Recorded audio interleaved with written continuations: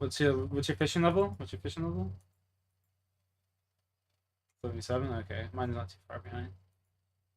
Good. Mm,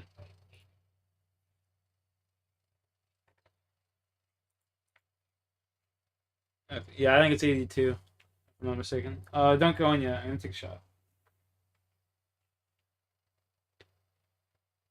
You wanna know what my shot glass is? It's the Trump shot, and it's a picture of Donald Trump with his ear shot, and he's like giving the iconic pose with his fist in the air. Like a little Trump shot.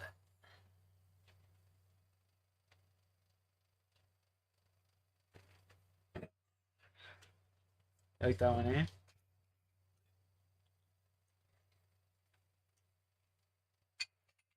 Oh yeah.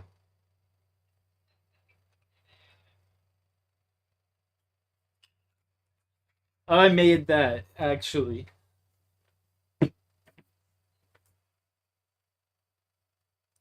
That was hard work. No, there's no AI. That was all just like Blender. Yeah, basically, kind of, pretty much. Yeah, you gotta put a bunch of like points into their body on this like thing Blender. You put like a bunch of dots into it, and it like controls their joints. You know what I mean? It animates them. Yeah, it's fucked. But cheers, John.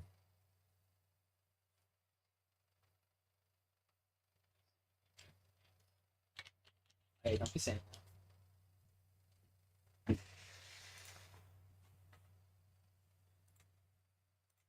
Yes, sir.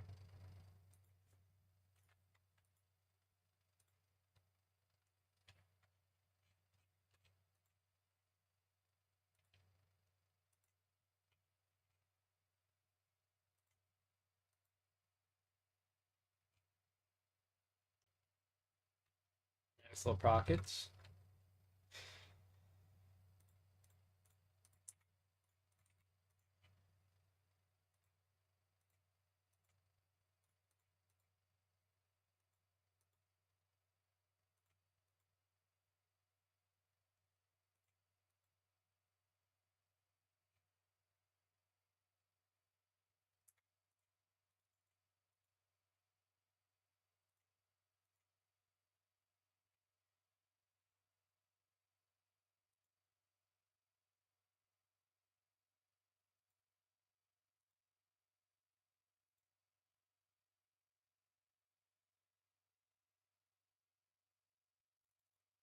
Move, guy.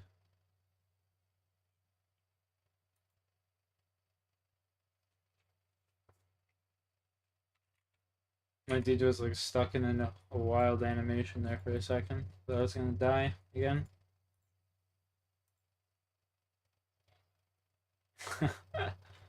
Right.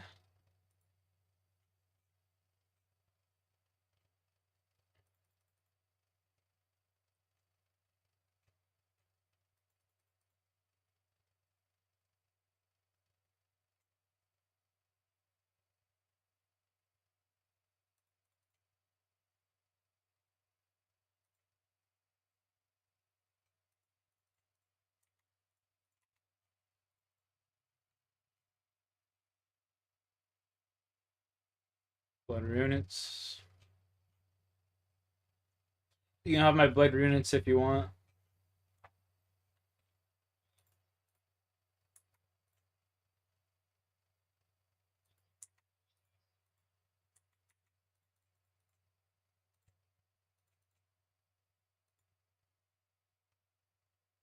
I just watched. That's awesome. I don't know who that is, but good for you, my man.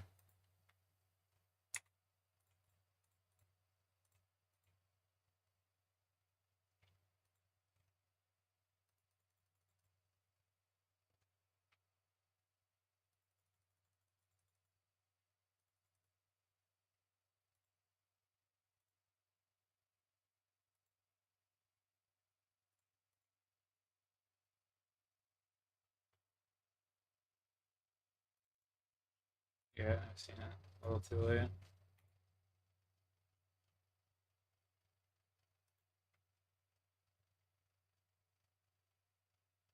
These bosses are cool, but just like a pain in the ass to kill as a solo.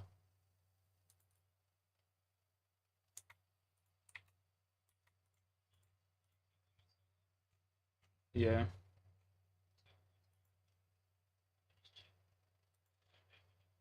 Yep. That's usually what I chip it down to is just chip damage.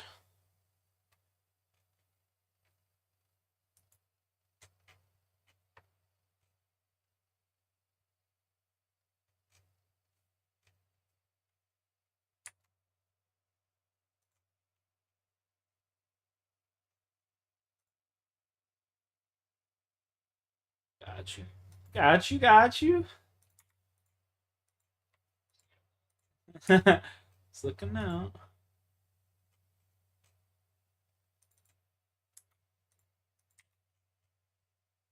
Mystic water staff. I seen that staff light up and I was like, yeah. My fucking heart just like jumped out of its chest. I was so excited.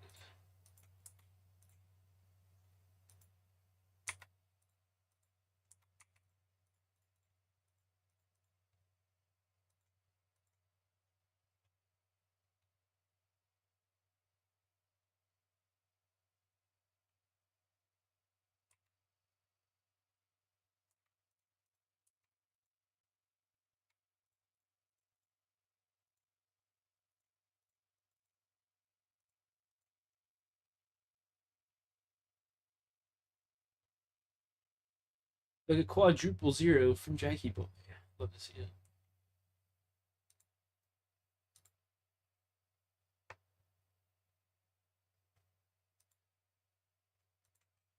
Oh shit, Mystic Fire Staff, eh?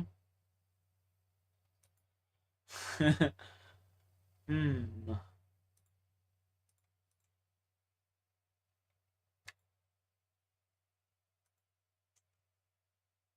There should be like a hybrid spell between fire and like you should be like a hybrid spell to kill both like all these minions at once, you know?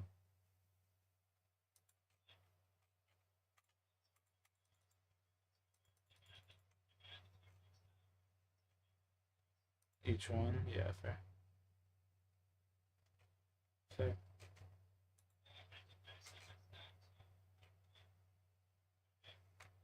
Squirt, what's up?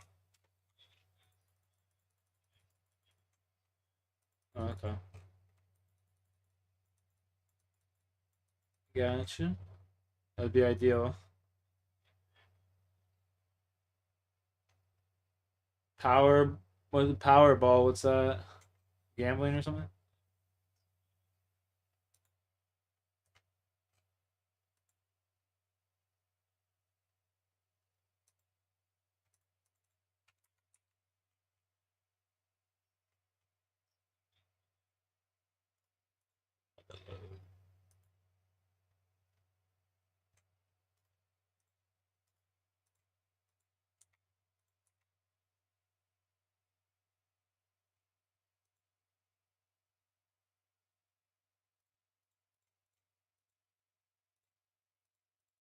Oh,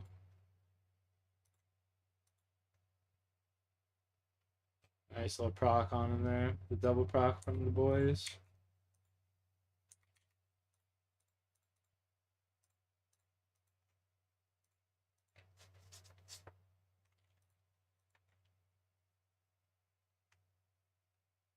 American Lotto. I feel you, I feel you.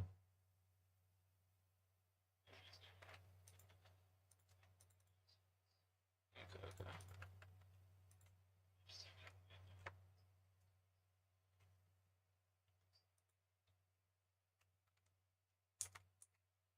Never actually bought a lottery ticket in my life.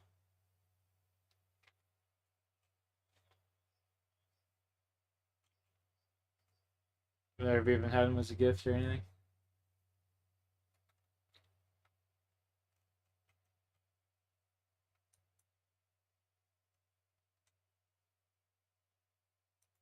Imagine how mad someone would be if you won like $100 million or some shit off of like a stocking stuffer that they gave you.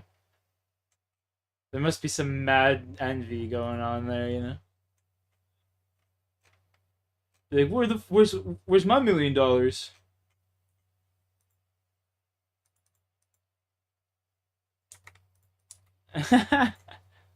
That's the trick, eh?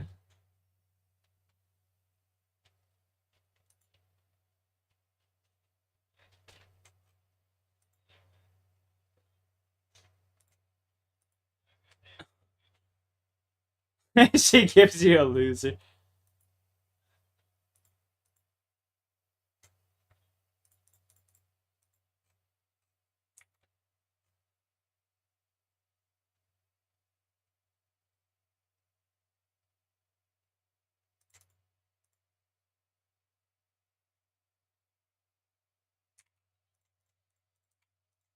Yeah.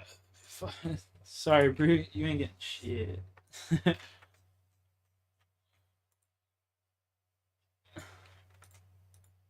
Look what I won with your Christmas present.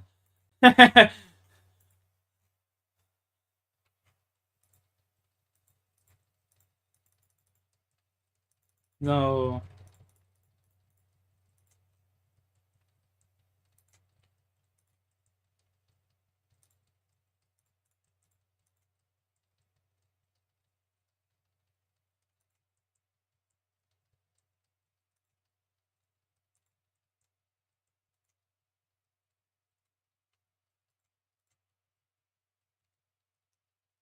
Get the loot.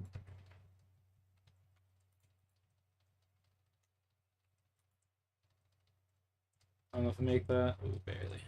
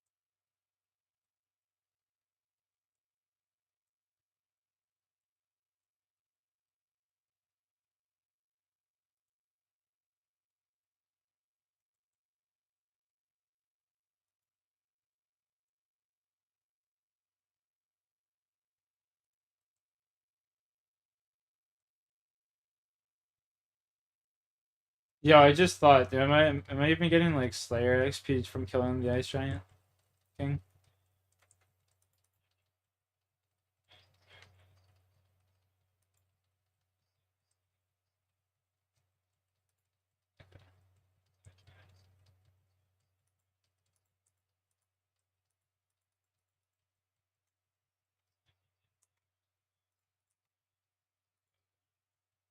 I think I'm getting Slayer XP though.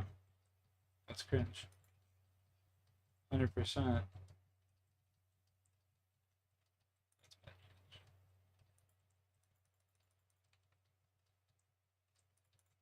Like I actually have to like loot the fucking fire boss.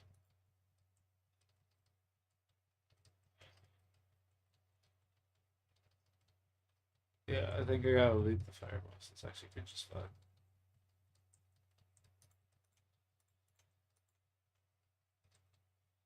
Oop,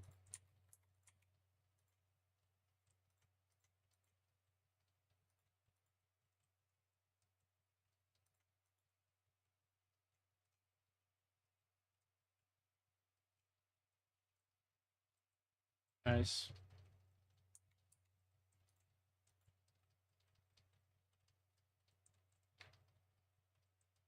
Look at all those herbs over there. Just right for the picking.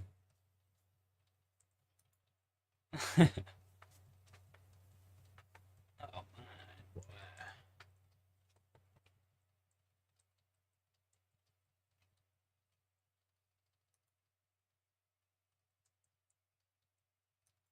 I'm fucked.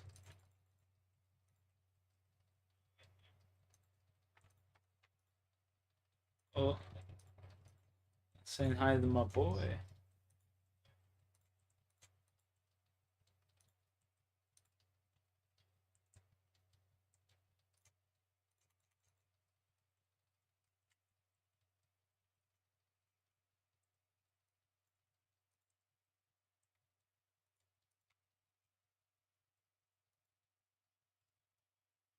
Okay, I'll help you kill this dude then.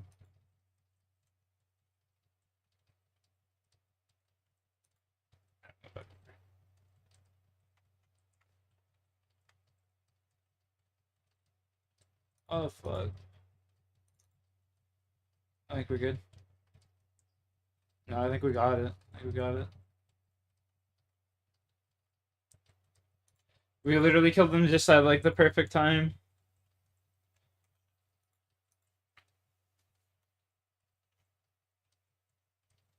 Second later and we would have been fucked.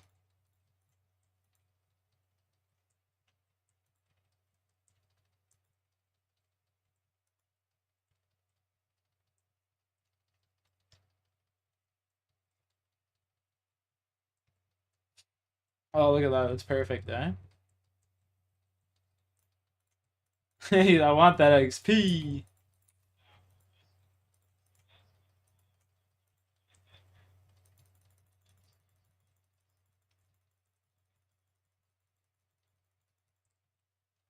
I see, I see.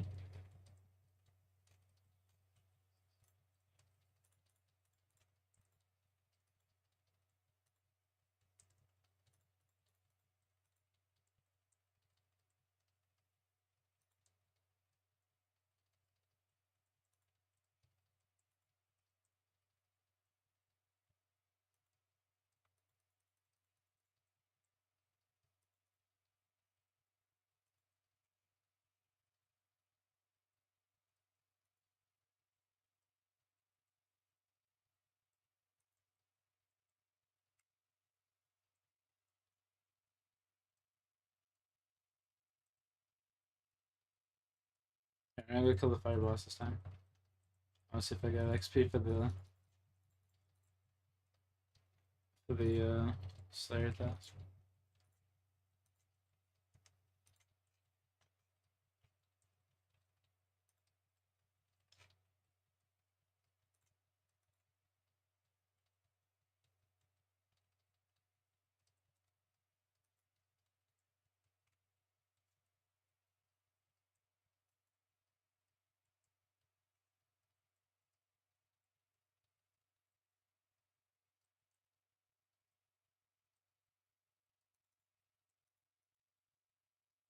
Slayer. Sorry, I just have to kill the firebot giant then, I guess. I have to TP out. Yeah. Let's bring a ring of over here. Dueling ring. Yeah, so I guess I gotta kill the fire giant boss at the end there. It's kind of lame.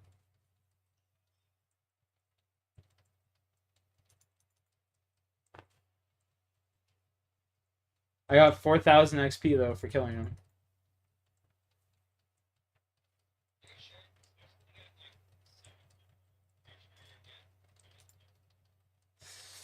I don't know. I'll reset. I'll reset my shit. That was the only time it popped up. I didn't. Oh god. Mentally challenged. I believe I didn't put the bear that I was right beside.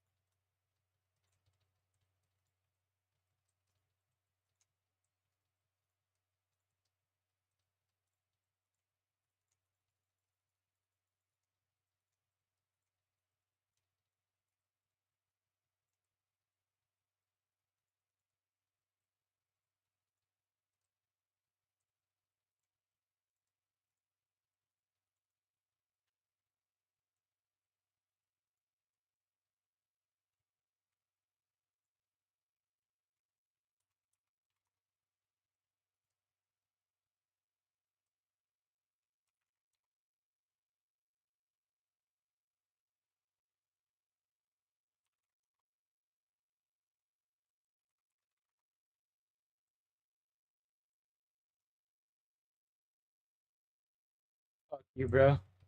His name's fuck you, bro.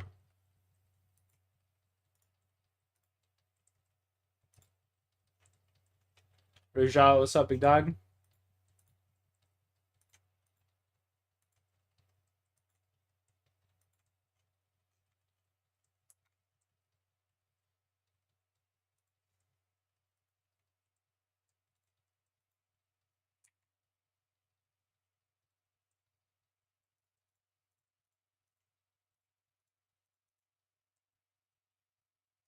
It'd be cool if I actually hit him.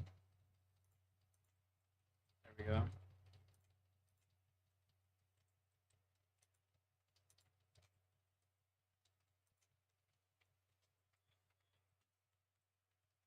Oh, no, no, I'd have no one to do giants with.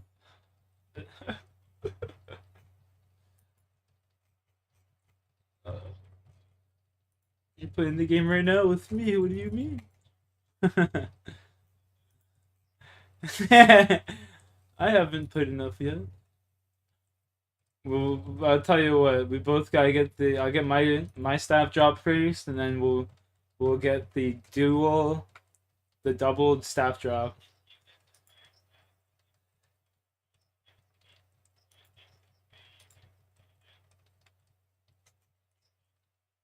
Yeah.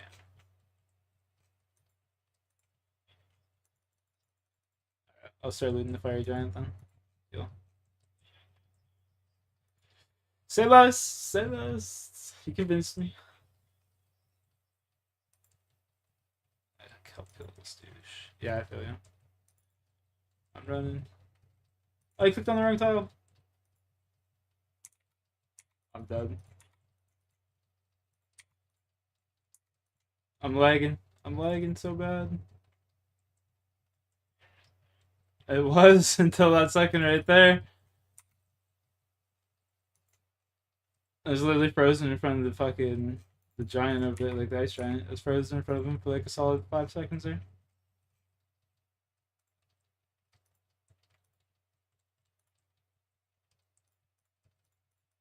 I'm frozen.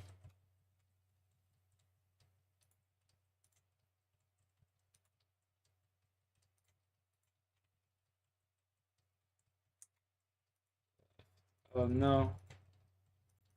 I'm like red clicking the boss somehow. Some way. Watching some TV? What are you watching, Rajat?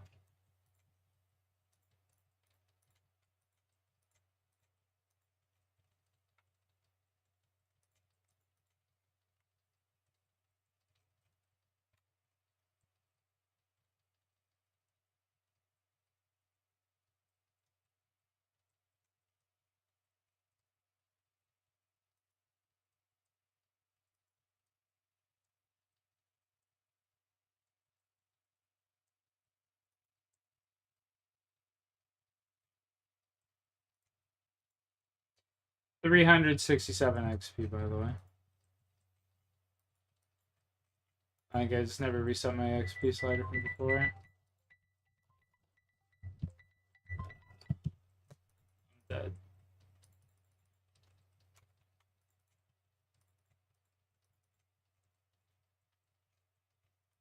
Yeah. Thought I was going to.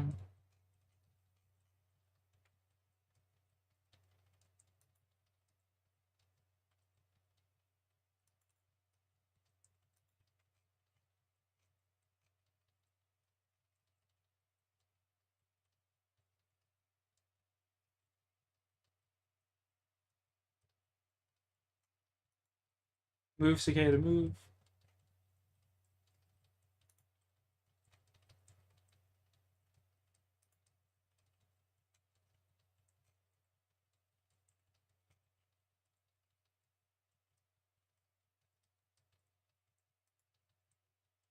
No, my guy's literally 1 HP.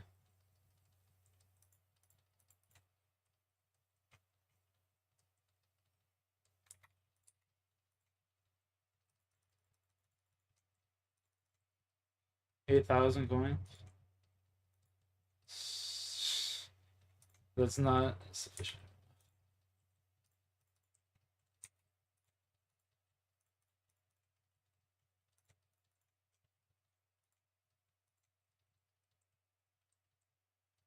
I synchronized throw right now. Looks so epic.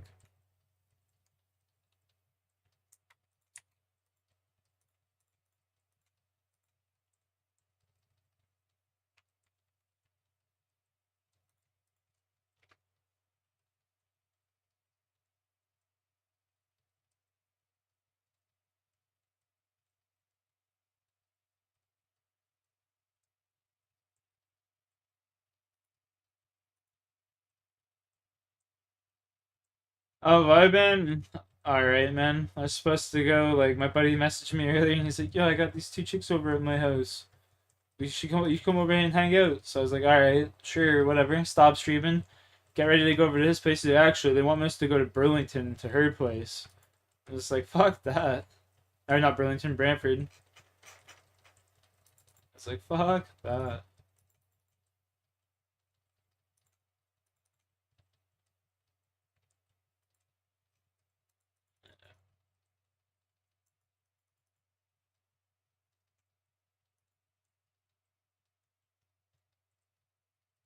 Lose a kidney type shit.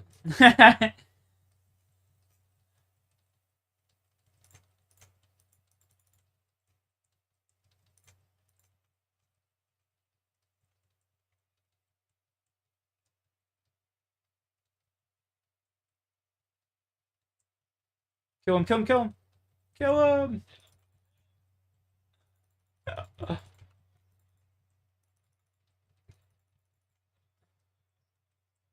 That's all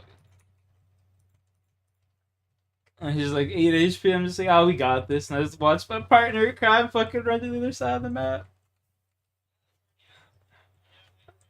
I hit him for like a 24. Savage.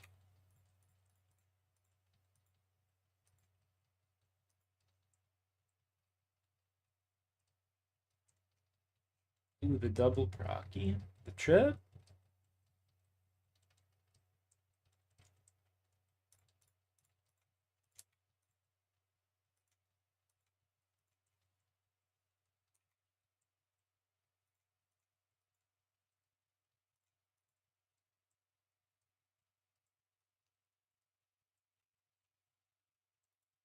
We fucked that boss up, dude. Oh my god. He's got like 120 HP or something like that.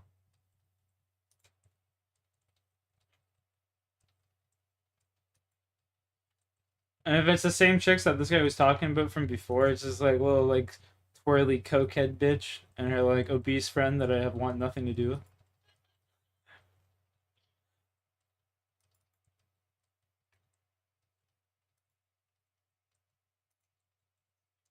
Yeah. The fat bitch was gatekeeping last time too. I was like, I don't even want to deal with you. My buddy said the word retarded. Yeah, yeah. My buddy said the word retarded, and I got in a 2-hour lecture when we are just blitzed out of our mind about how saying the word retarded is like such the like a foul thing to say and blah blah blah blah. And it's like, well, this whole conversation is just retarded. Yeah, I shouldn't take it too nicely.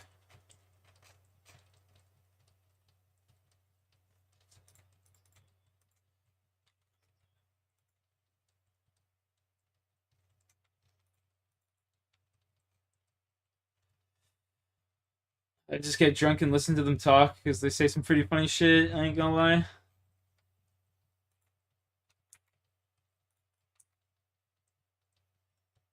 Brother, fuck these seeds. If I wanted some seeds.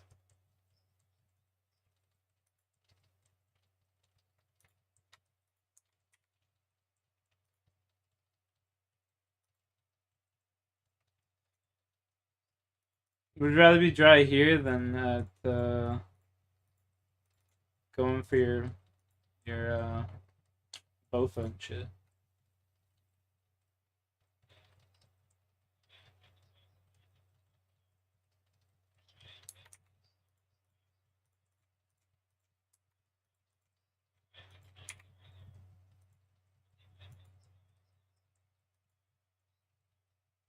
Yeah,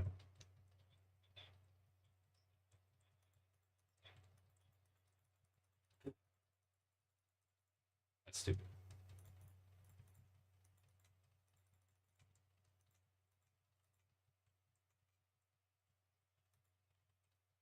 You were stunned by the fire.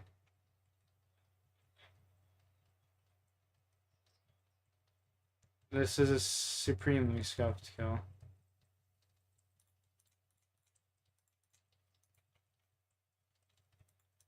No, no, no, fuck him, fuck him.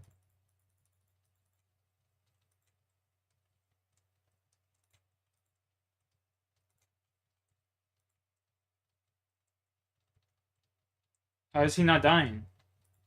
What? I was gonna say, he's on the ice side. He should be getting annihilated.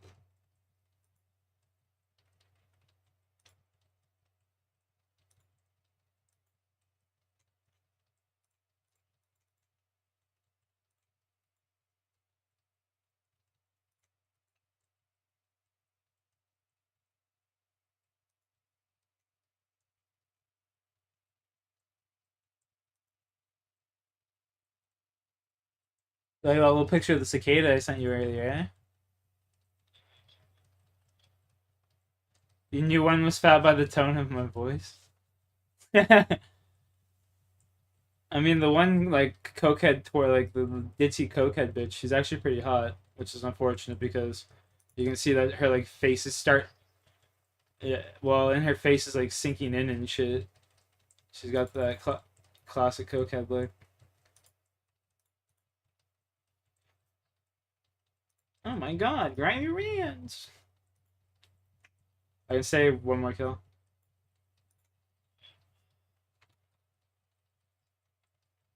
I may be able to do two if I don't get hit.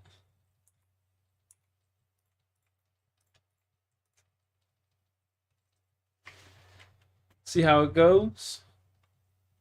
I'll sweat it. I'll sweat this kill.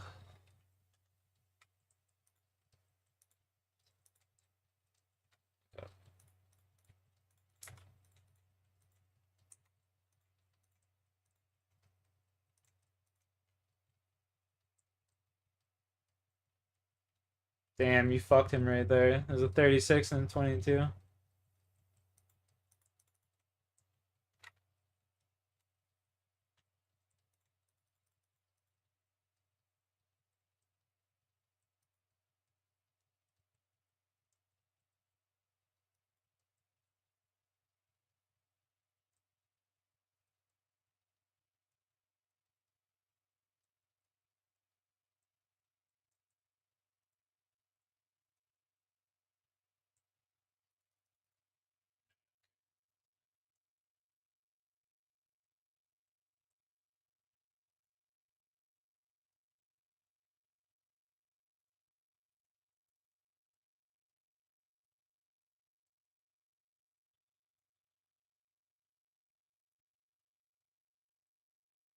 Okay, okay. I see what you're saying. The AoE it just doesn't reach.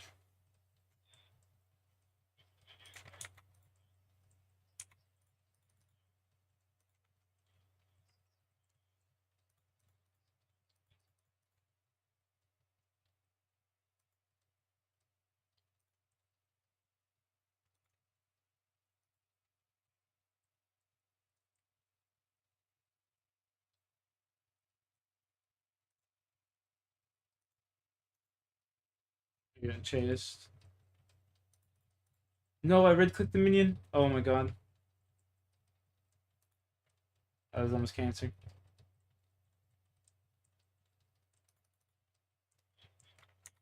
Yeah, I can potentially squeeze one out. I might have to dip on you halfway through, but depends how much I get hit. I got like one Karam left with 36 HP.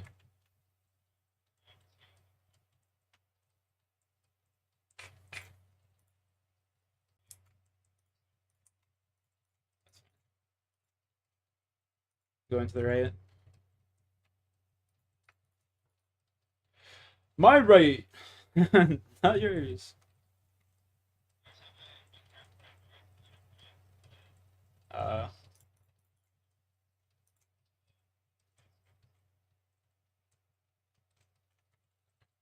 I got the ice guy on the bottom of my screen. I got the ice guy on the top of my screen, sorry, and the fire guy on the bottom.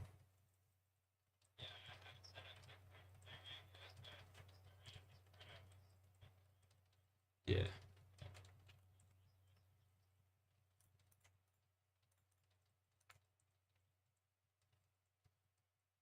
Ooh, fat hits. Take that. I'll take that.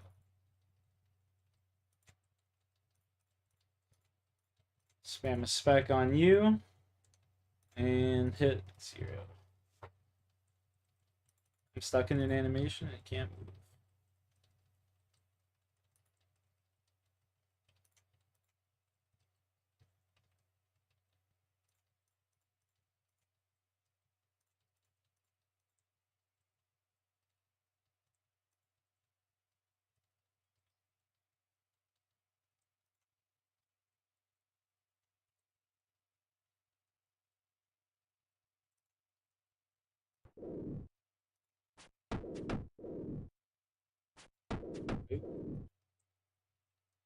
Oh, well, anti right there.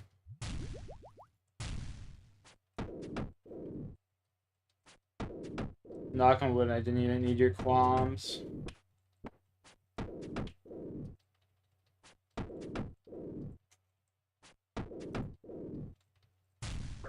Psych.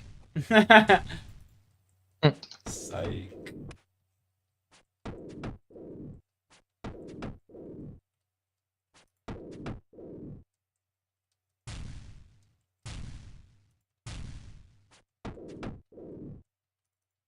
$700 XP.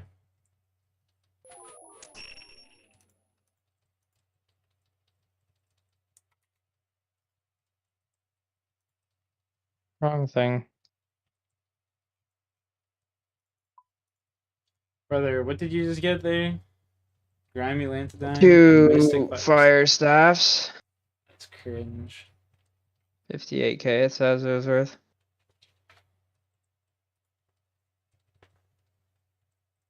I think mine's the one I'm looting, the fire chick, she's really good for alkables, right? And then tree seeds too, but yours, and like I sometimes noted grimy herbs and shit, but yours is known for like the expensive like herb seeds and shit.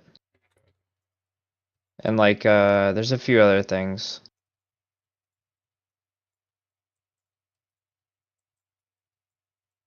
You definitely break even if you kill the fire or the ice guy with like prayer pots and shit, but I feel like I'm losing quite a few just doing the fire check.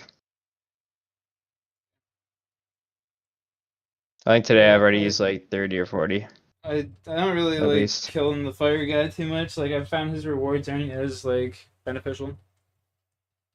It's Like just pretty much just GP, yeah, I like find. I like if I need GP or something, I'll just go kill Huey Code until I get like a 1 mil drop. Yeah. I'm potting. That's good.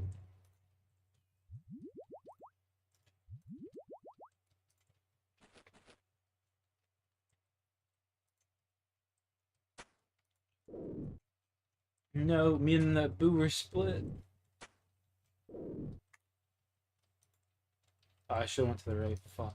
I choked.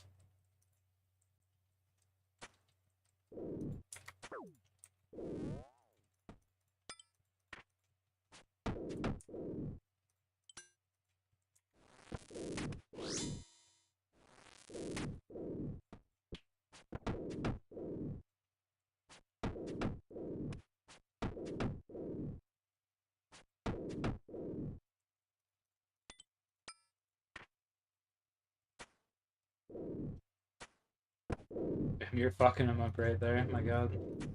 It was all you.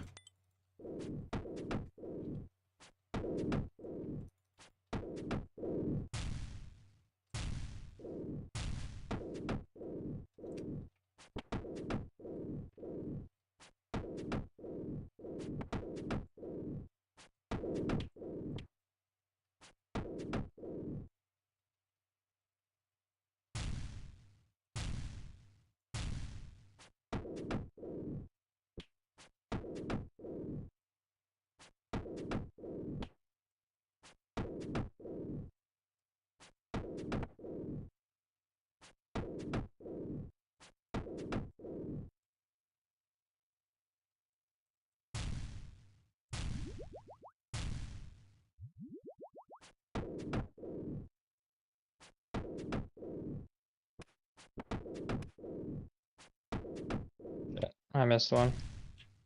Whatever, he died. He's playing with fire.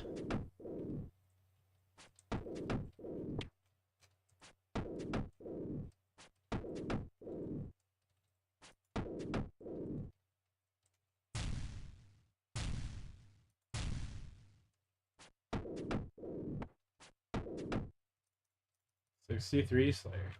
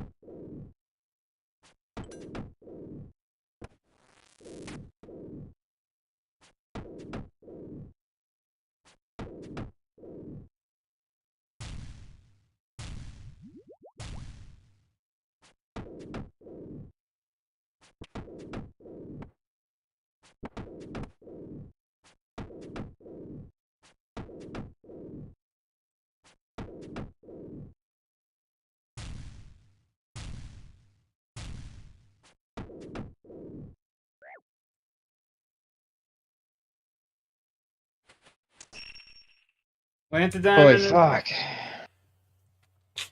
Getting nothing.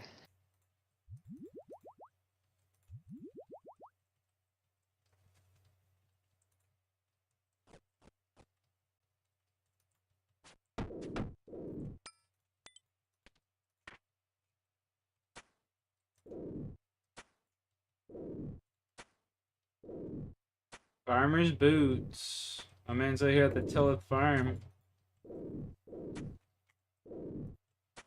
Yep, I'm done. Done with this place. No more need to be here. Nope. You get unlimited, no more, Okay. no more, weeds. No more weeds, seed box, herb sack, whole outfit. Oh, you got the herb sack too, damn. Yep, and then I got some points to buy some grapes, and some scrolls for Sammy wines. Nice. Motherfucker spent all day there. That's fucking insane. I was gonna say, were you there all fucking day, or? Yeah, pretty much. It's one of those grinds I've just been pushing away. It's pretty good. Farming XP. Got started with 63, and now I'm at 74, Ooh! 73. Might want to switch guys. It's crazy. Good times. And I That's wanted a seed 200. box in the herb sack. It's going to be needed later. Especially when I'm pickpocketing the farmer. What's a seed box? Guy. It holds like 8 seeds. Of each type. Like So it's you'll be good when able to you're hold like 8 pickpocketing the herb farmer. seeds of anything. Gotcha. Yeah. It's pretty cool. Pretty dope. I need to figure out how to make this damn wine.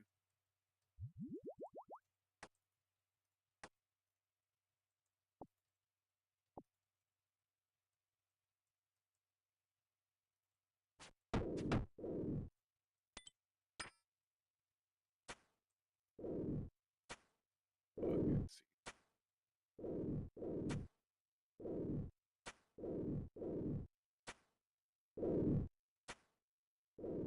Nice, we got good burns on him right now.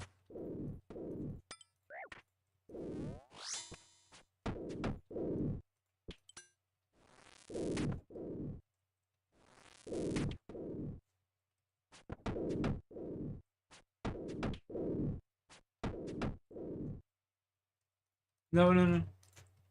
Almost ran underneath it. Yeah. You're scared there, weren't you? I thought I was seeing Hans.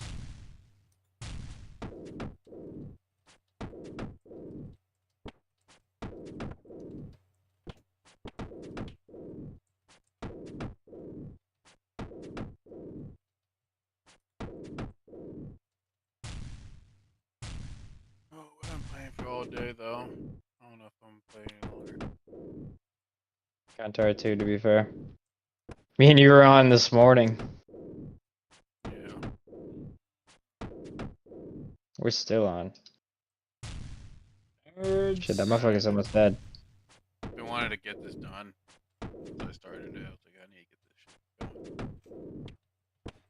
going. Yeah, it's just one of those grinds I'm not really interested in doing.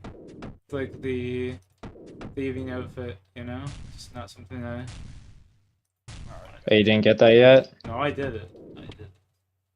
But I it was want like to pulling teeth. do. I think we all got it. Arena, but I need a lot more law runes.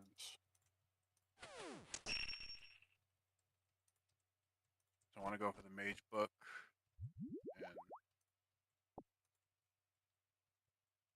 And We gotta get our probably god capes and Swan. shit. I just want the staff, and I want a Zerka ring, and I already got my first god cave. I need to get 75 to get the second one. yeah, I need that too.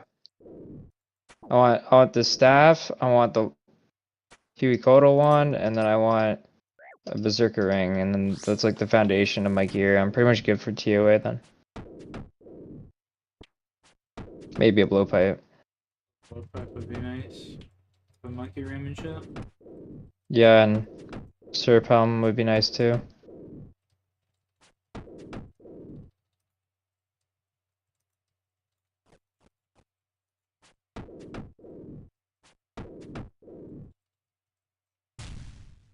Damn, those fire orbs though look pretty tempting.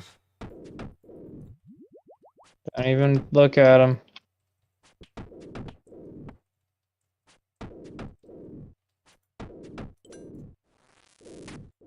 Yeah, how much law runes y'all got? 2,000. I don't think I got that many. Maybe like 1,000.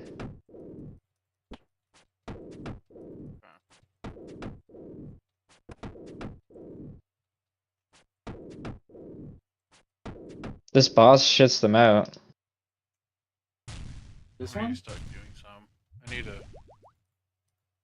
need a lot of law runes. 400 to and get Mage Book, Master Wand, and the Infinity Boots at the Magic Training Arena. yeah, it says 450 It's like kills. I've gotten almost 2,000 here. Should just hit time.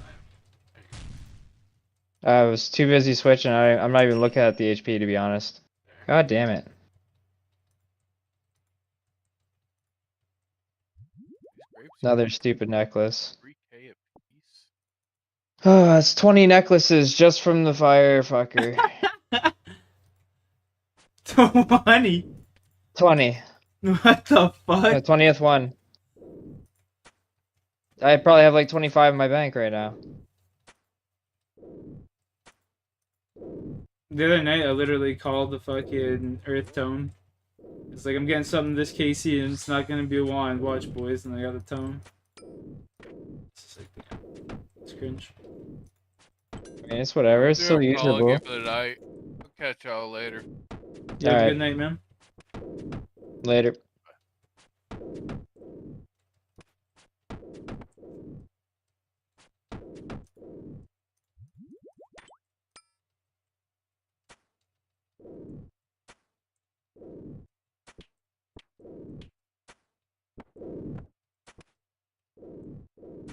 My God.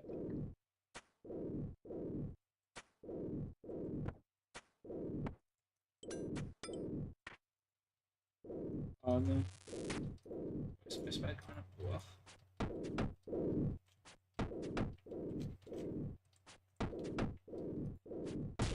Watch out.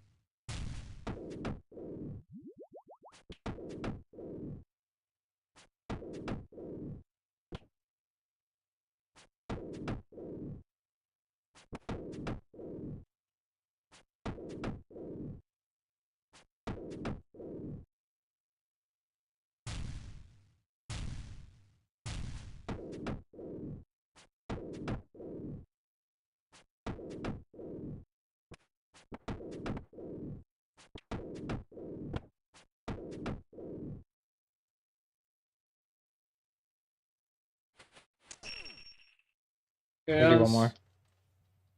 You can do one more? Yeah. What do you need? No, I can do one more. Like, I have enough prayer for one more.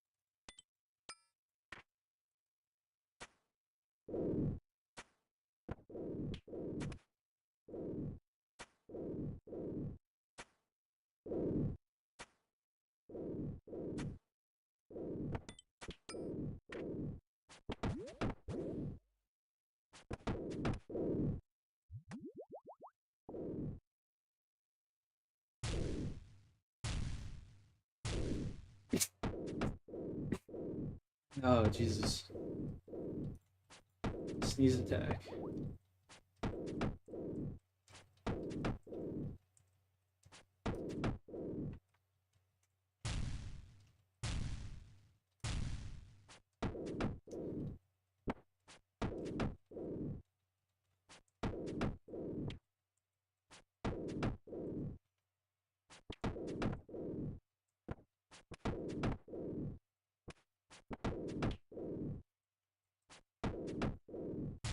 Watch out.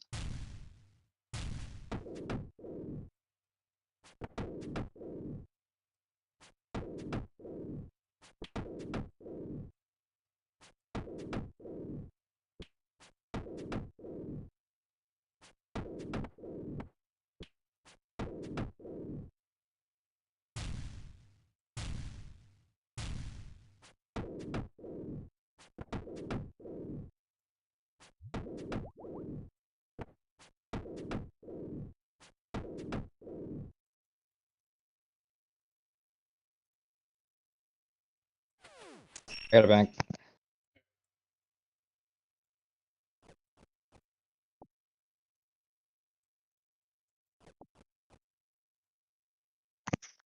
Damn. I was honestly expecting to get something that time. Like, I know I say that quite often, but that time it was just like we're both pretty dry. Like, damn, that's fucked. That's fucked. Yep. You know how many kills I have on the fire one? If I had to guess, probably like 200. 449. Woo! Yeah, I'm That's tired of it. That's fucked.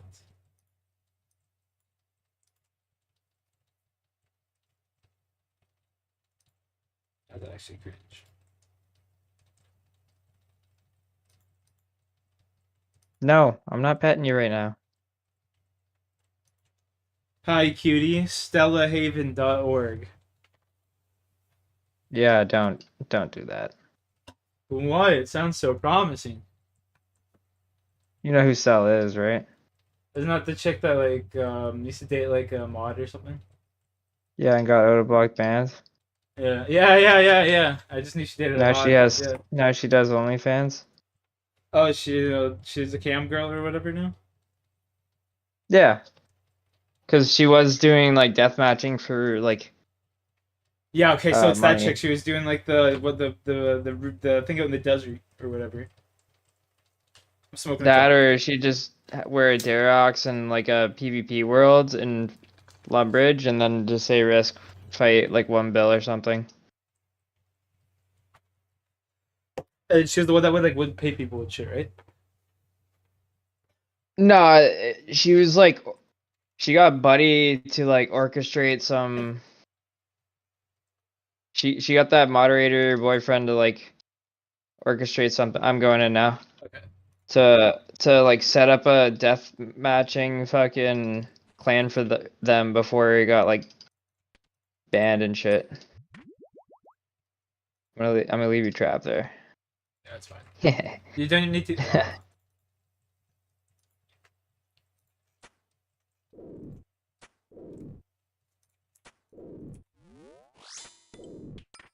I don't know.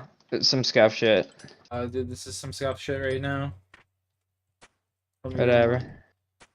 I'm What's living with it right now. what's the spec for the Aladdin shit? What's it do? Uh, it hits like a big number if you have like multiple burn stacks on them. Oh, okay. It's like a PvP thing. It's not great for PVM. The burn's insanely good. It's pretty much its spec, you know what I mean? Yeah.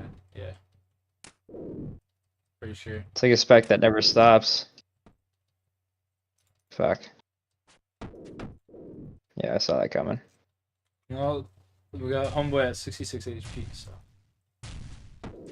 Homegirl. Fire Queen? Oh, it's the Queen, yeah. Damn. I I always think it's Ice Queen, Fire King. I'll Oh. show you what I know.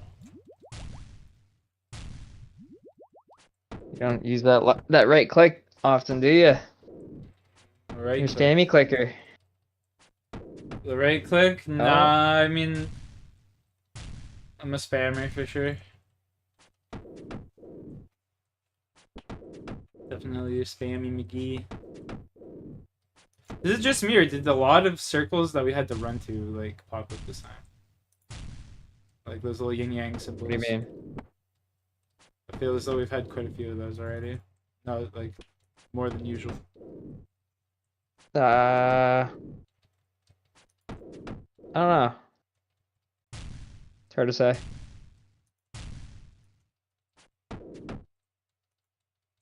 It's hard to tell sometimes because I'm trying to like switch and I'm not even like looking up, right? I'm just looking at my inventory or my Yeah. mage book. Hello? Hello. Hello? Yeah. Huh? I'll tell you. Hello? Tell you what? Huh? Look, let me turn this TV down. I already know.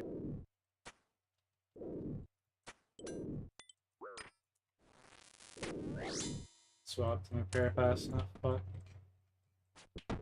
What What are you guys ratting on in RS? Some Fire giants. giant, fire and ice giant bosses. It's like a duo boss. I heard you getting cheesed earlier, Pack. Was you not getting no good jobs? Oh, I'm cheese all the time right now. Oh, he's like 400 drive. As of late, I'm nearly, yeah, I'm like 5x rate almost. Bruh. Oh, I'm Jizzle.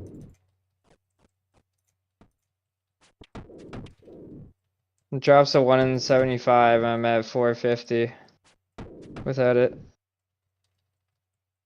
Fucking stayed up all night last night, fucking deck building. Were you fire making on the side and wood cutting? Hell no. Bro. Cause like I could get on there and like copy somebody else's. I don't I don't even know what do you're that. I talking wanna about. like just making a deck for like the card game I'll be playing. Oh.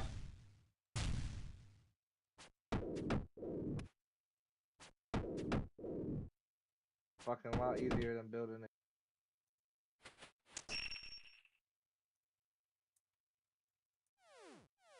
Another room play leg.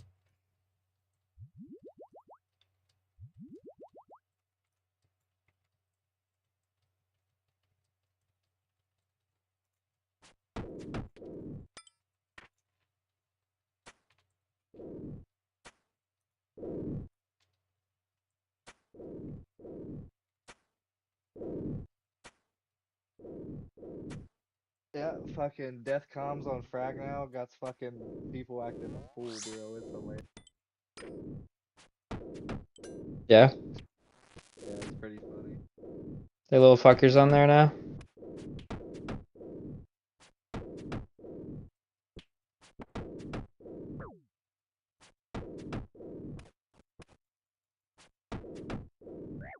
Gonna be a lot more bands now. Oh, 100%.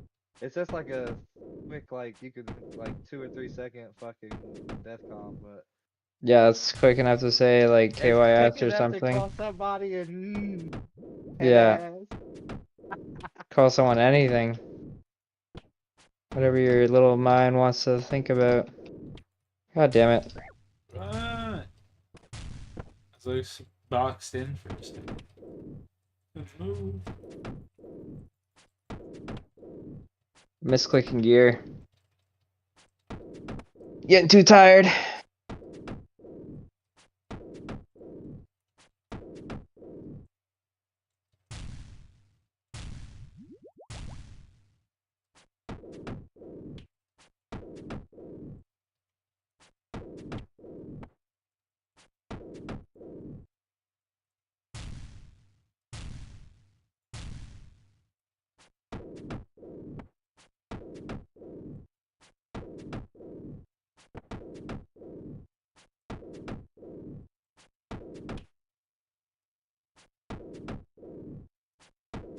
Staying to kill him. Staying to kill him. Oh. He's dead. I thought I was just sitting here to start running away. I was like, not again! Not again! No, I killed the motherfucker and ran. Don't do it to me again.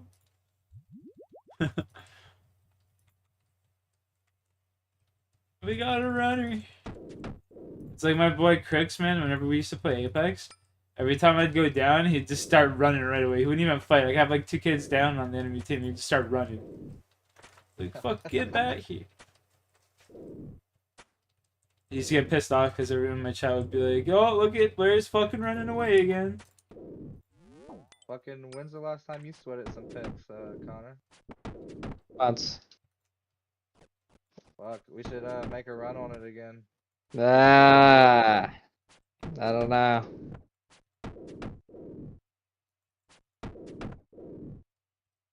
Waiting for them to do that whole change the game again and see if it works. They did change the game. They threw in a bunch of fucking OP bullshit. Unlimited Doesn't look like it dabs, works. all sorts of garbage. Yeah, it doesn't look like it's any fun. No, it's really not. Worst state of Apex in a long time, in my opinion.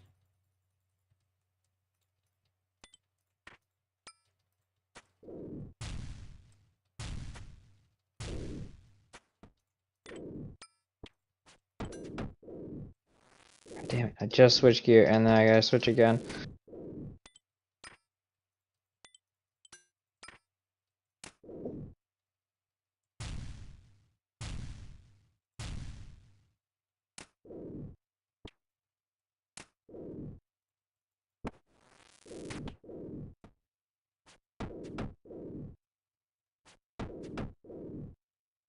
Fuck, I might not even have played Apex for like over a year now that I just sat here and thought about it. Nah, it hasn't been that long. Don't think? Nah. Probably like 6 months, 5 months.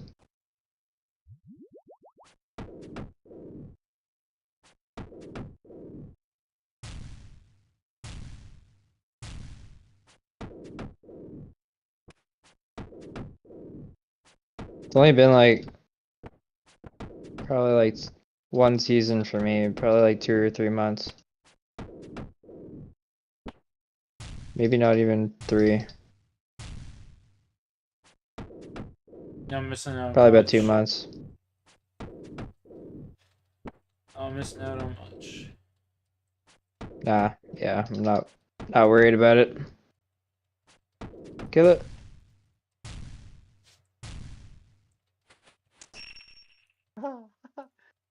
Oh, bro. This fucking shard card just let me summon the person that I killed, like, back as a zombie. Got him. God. But that's kind of toxic, though, because, like, they could literally just sit there and not do shit. Like, I just brought him back and he started dancing on me. Yeah, he's just a fucking decoy now. Yeah. Or he's griefing you and telling his team where you are. Yeah. I don't know how that works on the opposite side. Like, if that was weird.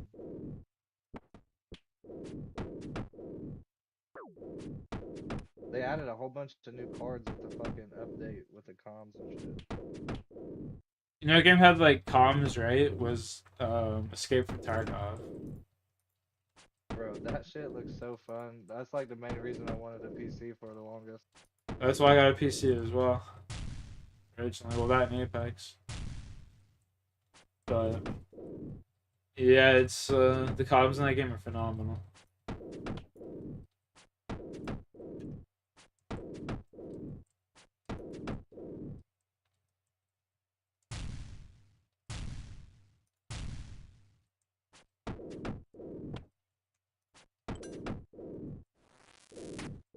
That 5 damage with the spinning.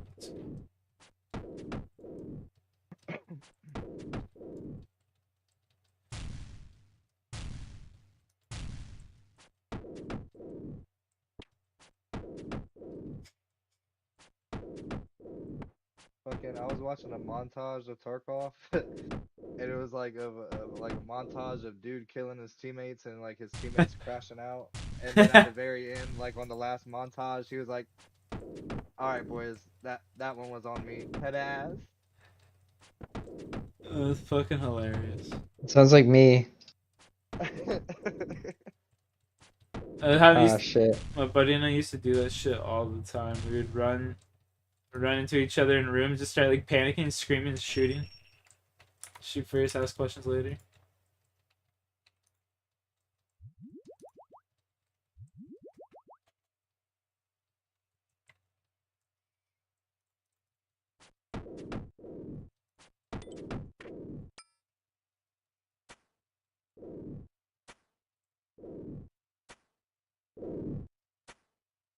There's this one map called Streets that came out and it had like all the best loot and shit because it's like obviously new, right? And I ran into this chick right by the one extract, and I'm talking to him like, "Yo, I'm just, like, don't shoot, I'm friendly. I'm just trying to like figure my way around the map and like get out because there's no map or anything. You gotta like just like figure it out, right?" Yeah. And she's like, "Okay, don't shoot." And she's like walking backwards, and then just gets sniped in the head. I ran away. I'm like, "Oh shit, what the fuck?" She got so sidetracked, like looking at me, she forgot there's other people in the map. Someone else took her out. She's like kitted to the teeth. She had like the big backpack on, the scav backpack and shit. That shit just reminds me of like DayZ and shit, like the OG PC like looter shooters. Yeah. DayZ was like the same shit, except there's zombies on the map too, and other players that were like bandits that wanted to kill you. Essentially the same shit. Different skins and stuff on it. Just no zombies. They got scavs instead. But I'm pretty sure that one's like an extraction, right? This one, Yeah. like Yeah, DayZ was kind of like just MMO-ish kind of style, like you're all on the same server. This Tarkov is like extraction, right? Yeah, it's an extraction shooter, yeah. An extraction sim. Oh no, I'm dead. I'm red ticking. I don't know. Holy shit. You almost got sent to Lumbridge, bud. Nah, definitely not. Not this kid. Me and my 5 HP in a dream.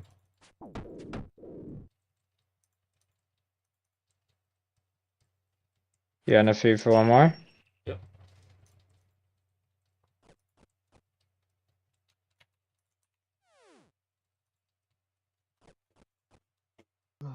Fucking A. This better be the one. I think this might be my last one. I'm fucking cooked. Come on, motherfucker, give us a drop.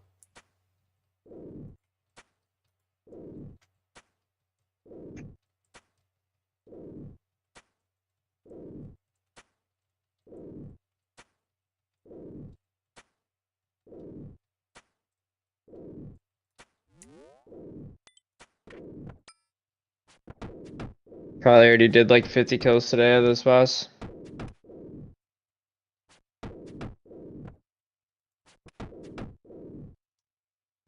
I mean, Fucking Renax 9 wanted to fucking go for a little while. He's like, never mind. The wife said I could play a bit longer. Comes back. He said he's dipping. How old is this guy? I didn't even want to ask yet. I was just gonna see if he even wanted to fucking keep playing after that. Like next time he's logs on, I'll be like, you wanna? This one? I'll start breaking down the combo next time. He didn't seem like he seemed like he was in a high pressured scenario. High pressure scenario. He's gaming and his wife's just giving him shit in the background. You fucking start paying attention to that shit. Pay Yeah. attention to me. You talking to other women? I would fucking punch Debbie right in the forehead. Donkey puncher. Nah. Dude beat the fuck out of me. Probably. Fucking Latina blood. She don't even give a fuck. She wants me.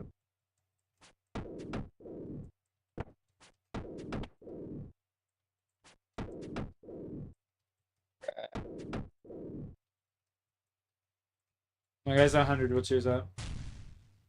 Let me check. 140.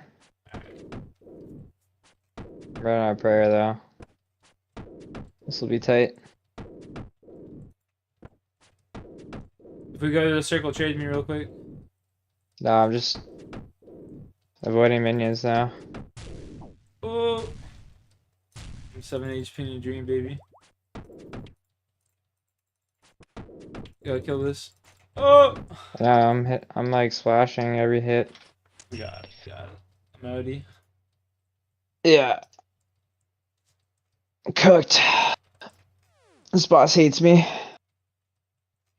She This ain't putting fucking- out for me. This fucking game hates me now, dude. I swear to God. This game just hates me. They're like, shit, you talking about Mark Carney and Jeffrey Epstein? RNG gods are gonna fuck you.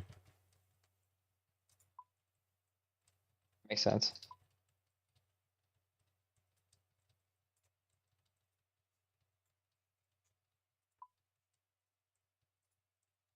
Too hard. Damn, my bank is going up like crazy today.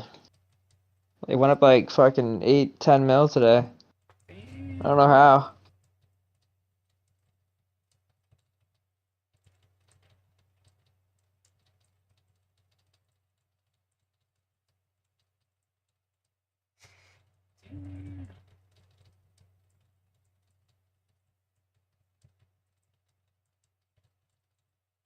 What years is that? 66?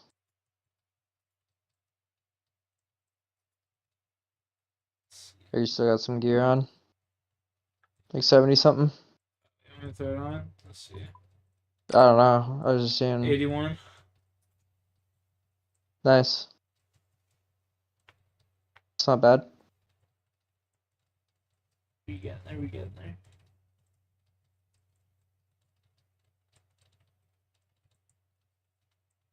Yeah, I'll have to do a marbles race tomorrow for the bucket.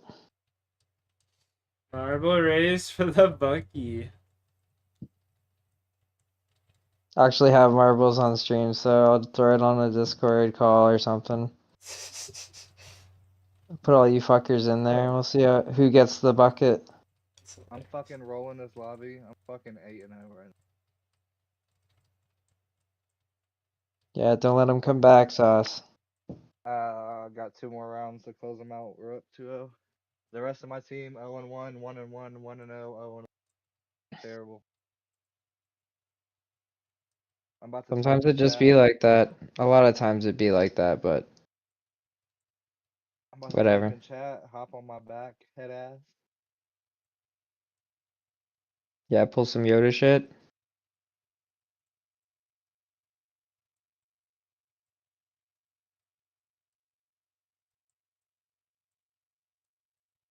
That's crazy.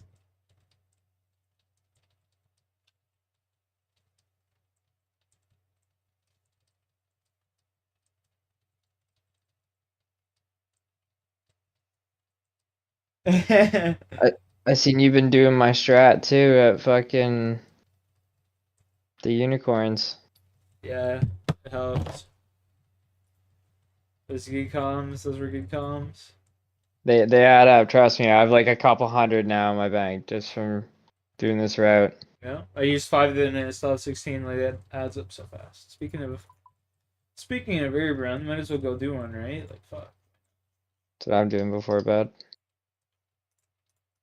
Brown and fucking Birdhouse run quick. I haven't been doing birdies. I am. Almost at 85. Not 79, almost 80. Working it, Lord. You can actually pick off sometimes another unicorn at the Hosidius patch. Yeah, that's what I've been doing too. Sometimes there's a little guy. There's like a baby one that won't drop any, and then there's like an adult one. Yeah, I've been killing that motherfucker. They kind of too. wander close to the herd patch. If they're close enough, I'll get them, but I don't really go out of my way at that point. Yeah, no, I know exactly what you're saying. That's funny because I've been killing that motherfucker too. That's funny. It adds up because that's like super anti-poisons, right? And you're Yeah. gonna need them to make anti-venoms. Oh, look, speak of the devil, Runax9 logged in. His wife must have went to bed. Yeah. I'll message him right now. Wifey in bed?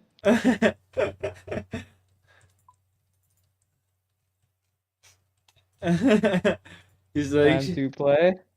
he's like, shit, dude. I'm just doing my quick My farm farm run. runs. I'm on the shitter.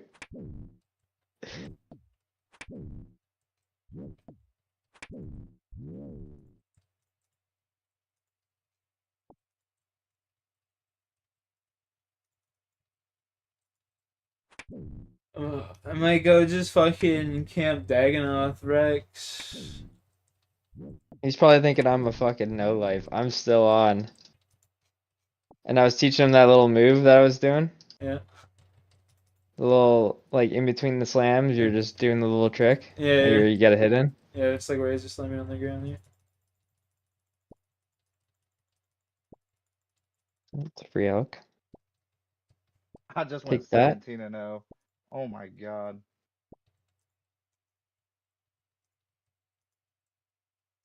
What game?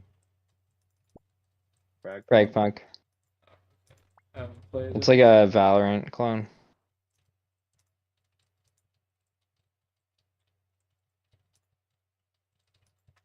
I have not played. Absolutely shit on. It's on Steam.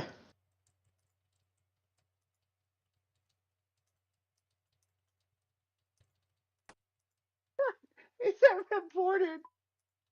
He said reported. Bro, that's You that's say what I'm saying. reported or deported?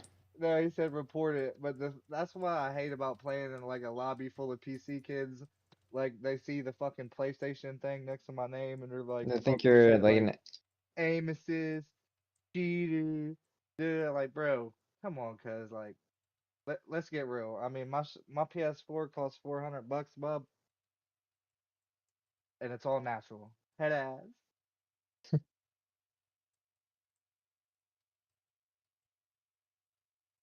Homeboy posted a picture in this group. No better way to wait for a newborn to arrive, and he's got his console set up playing Apex, so his wife's giving birth beside him. I've seen a bunch of them with some guy like no EXP waste and he's doing a farm run or fishing or something too. Like I've seen so many of those. Dude, I just took my fucking Switch every time fucking Debbie was giving birth. May as well, man. What are you gonna do? Stare at her? Alright, I fucking just shiny hunted the whole time, every trip almost. Shiny Last Cannon. time. That's awesome. Yeah, That's awesome. bro, I'm a Pokemon nerd, bro. You get a shiny just as she starts like giving birth. Like that's Hold on, honey. Hold on, honey. You just wait. Yes! Gotta catch the Lapras first. Stop pushing! Come on, you gotta wait. Yeah, bad time, Deb. Bad time, Dad. It's bad time is wild. That's fucking crazy.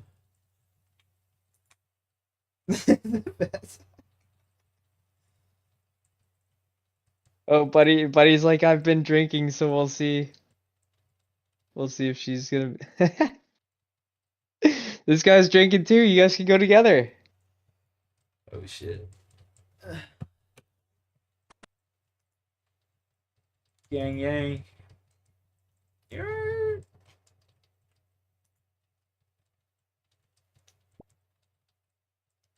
Runax 9, bro. This guy's a legend.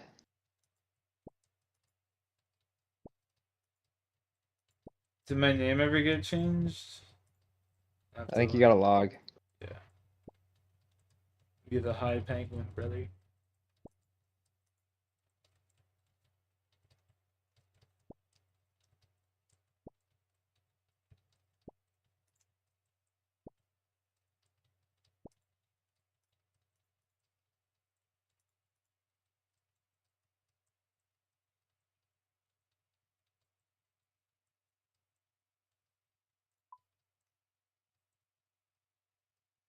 High penguin.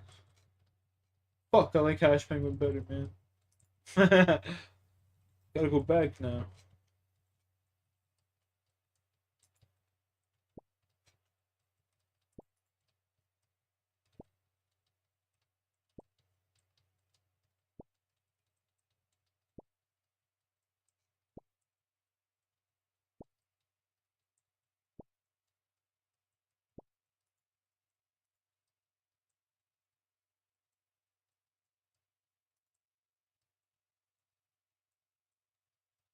I got so many cactus spines. I have like 250 cactus spines for. I'm gonna have to go back to moons. Can't wait. I have so many UCs I can just protect. It's gonna be so nice. Legendary. What are you saying? I have so Sorry, I many. zoned out. I get so many cactus spines. So when I go back to moons and I get a bunch of like UCs, I'll be able to protect all my Oh, for the UGs. payments or whatever? Yeah. It's gonna be nice. Because now I'll actually be able to like claim most of the XP instead of having them die on me. Yeah. Just guarantees them. For virtually no cost. Yeah.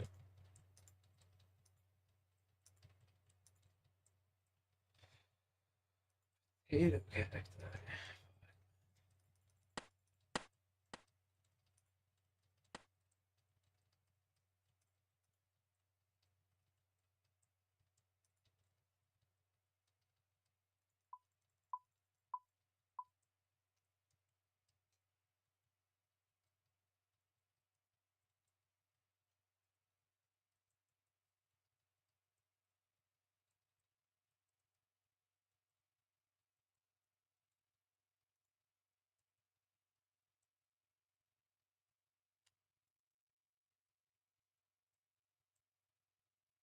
Alright, man, I think I'm gonna bounce. Alright. You don't want to go with Rune X9? Guess they're both cooked together, bro. Nah, I'm good on that. You Mr. Brunax 9. Is he in our clan? Should get don't him. trust him? I taught him everything I know though. Should get him in the clan. I'll ask him. I feel like it's worth it.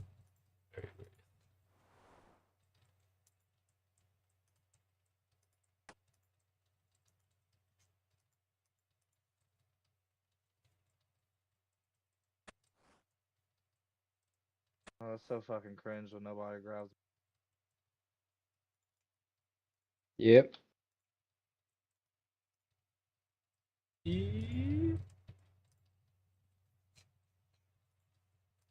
No one grabs the bomb. Oh, I didn't. Dude. I didn't fire my Lanthodimes. Fire me.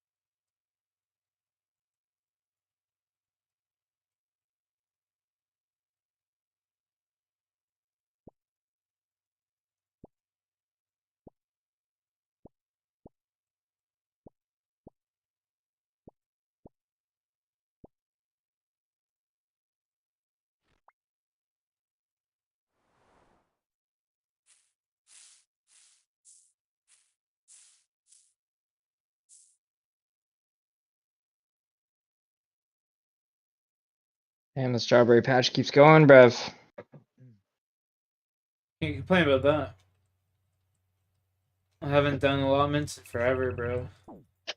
We're just doing it for my Farm. contract or whatever, yeah. I pre-plan things that are common, right?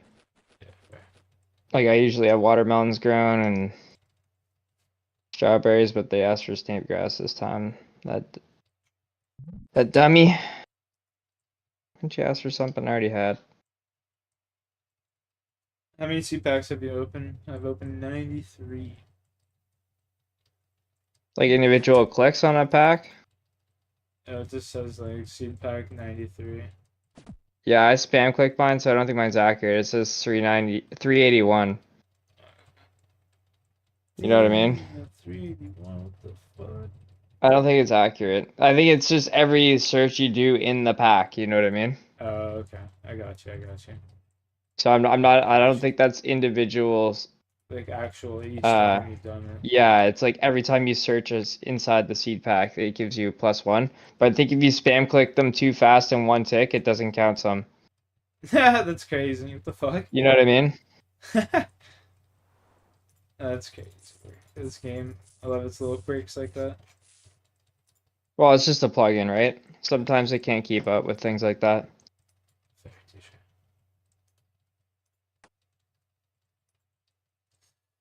Alright, y'all, you have a good night. All right, have a good one. Peace.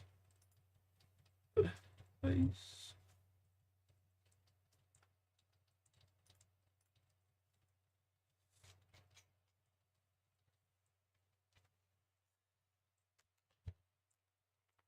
$11.09.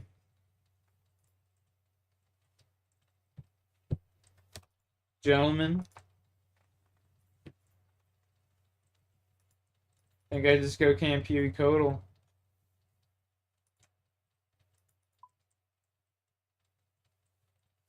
Or do I just do lots of miscellaneous bullshit that I need to do? Like pick this fucking whiteberry bush.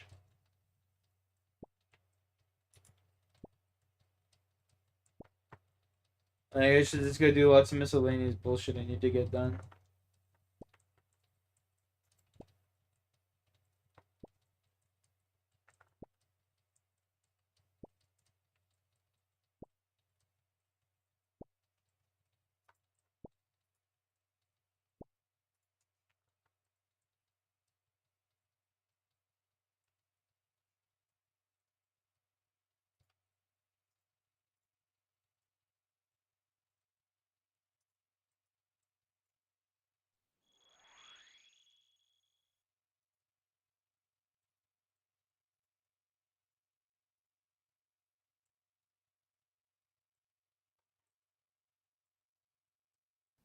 Hey everyone, Alien Theory here. I'll be back to talk about the latest episode of Alien Earth soon, but first, there's some big Alien Romulus sequel news that I wanted to cover today. In the last year or so, we've only heard a little bit here and there of what to expect, but one thing that was certain was that Fede Alvarez was working on the script, along with Rodo Sayaguz, and was hoping to cover some uncharted territory with the franchise. And I can't speak to how reliable the information is, but IMDb also updated some details that gave the impression that Kaylee Spaney and David Johnson would be returning. It even updated with a brief synopsis. In a dangerous, post-apocalyptic world, Rain and her android companion Andy venture into unknown regions while facing deadly threats and uncovering sinister corporate secrets. I guess we'll find out eventually if there's any truth to that.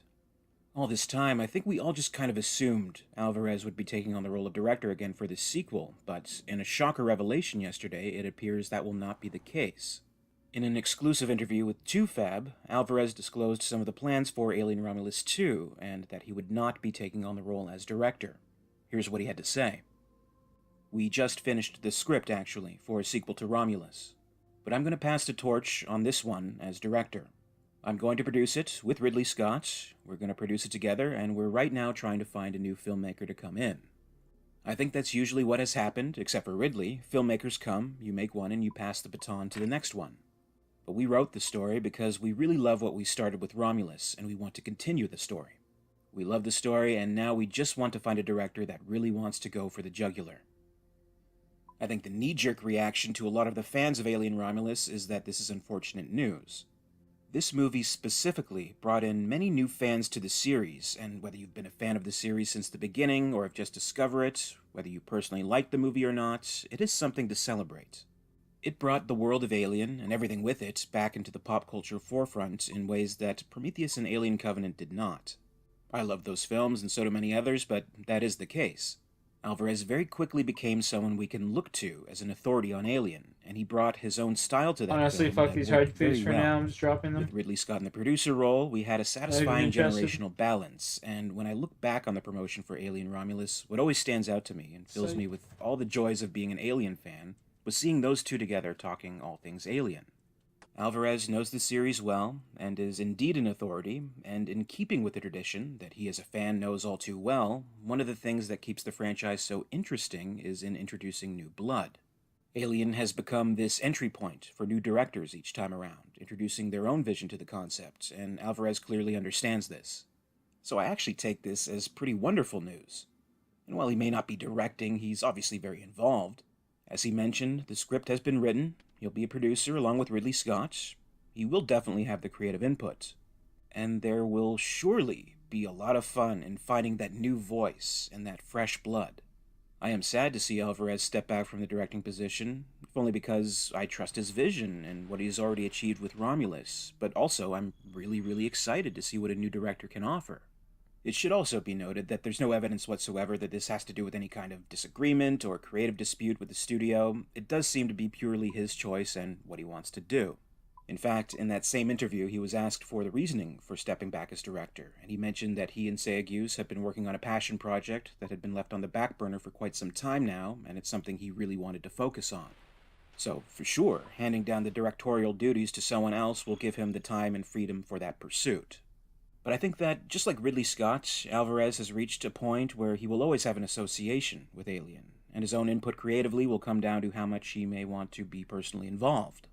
Speaking of which, it looks like Ridley Scott has changed his tune when it comes to his involvement in Alien. A while back, he stated in an interview with Screen Rant that, in regards to the Alien series, I think I've done enough. That led many to believe he was done with Alien, even though he remains an executive producer on Alien Earth, and according to Alvarez himself, he'll be a producer on the Romulus sequel too.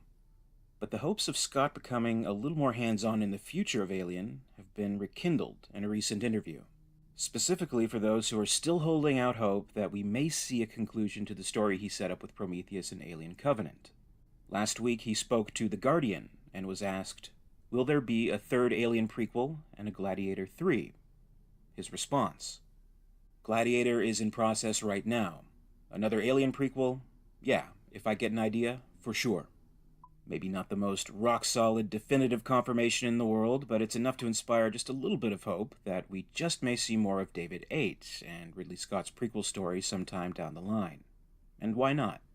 The world of Alien sees a vast future, and the stories jump all over places in time. We had Alien Romulus taking place in between Alien and Aliens. We have Alien Earth taking place between Alien Covenant and Alien. Of course we can fit another story in there, and I think a lot of people are truly craving some closure when it comes to the Scott prequels. I don't think they should be left in the dust. I think there is absolutely a place for more. While it is a brief answer, kind of vague, I have to admit it's more encouraging than him saying he thinks he's done enough. Obviously, he has not. He'll have a decent enough say in producing the Alien Romulus sequel at least. As Alvarez said, they are working together to seek a new director.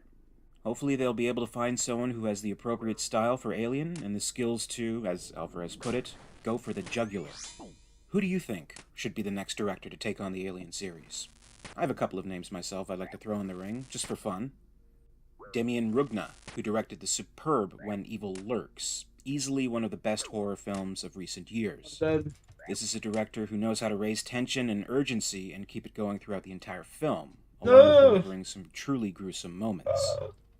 Also, Chris Nash, a Canadian director with strong practical effects Chris Nash. Oh, I was thinking Steve He Nash. worked on the incredible 80s monster flick tribute Psycho Gorman.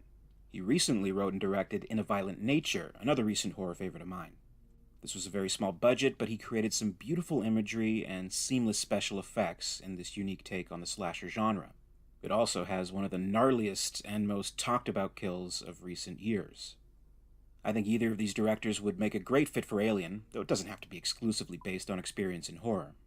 After all, David Fincher came onto Alien 3 purely based on his reputation as a music video director. Whoever they choose, and whenever they reveal it, it might just end up being a big surprise, and hopefully it will be a move that pays off. Which filmmakers would you like to see direct the Alien Romulus sequel? Leave a comment below and share your thoughts. I'm curious to see Oh, man, the zombies touring, man.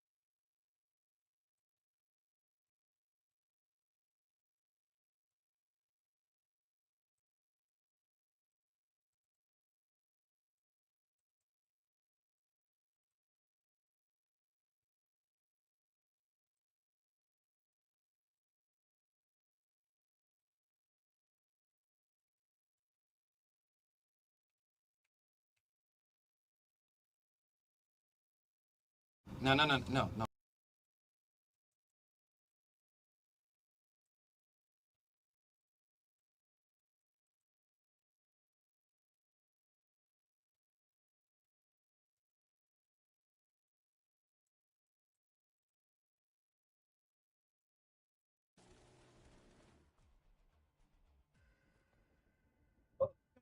You need him.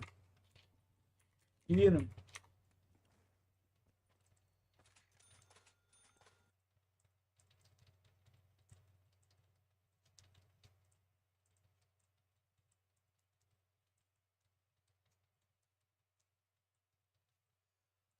All right, I'll be right back.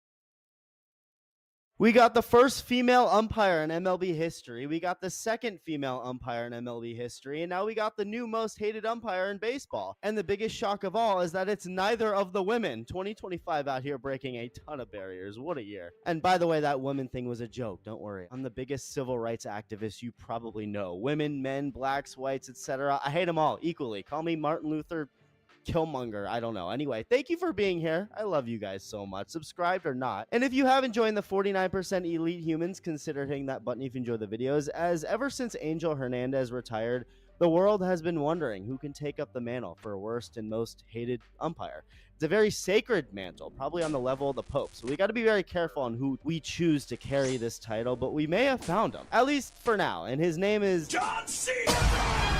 No, his name is Brian Walsh. And the first worst call I saw him make was this one against Ketel Marte back in July. I mean, yeah, I guess good framing job by the catcher, but this is very obviously outside and a crappy way to end a one-run game. This would have put two guys on base, the tying run in scoring position. God, it must suck to work a great at-bat against a great pitcher and then get boned like that. But Walsh gave it to Hader and to the Astros overall in this game. He missed 9 calls and 8 of them went against the D-bags. He doesn't like all orange teams, though. Check this one out. A week later, Orioles Blue Jays, Zach Eflin throws a pitch that really couldn't have been more down the dick.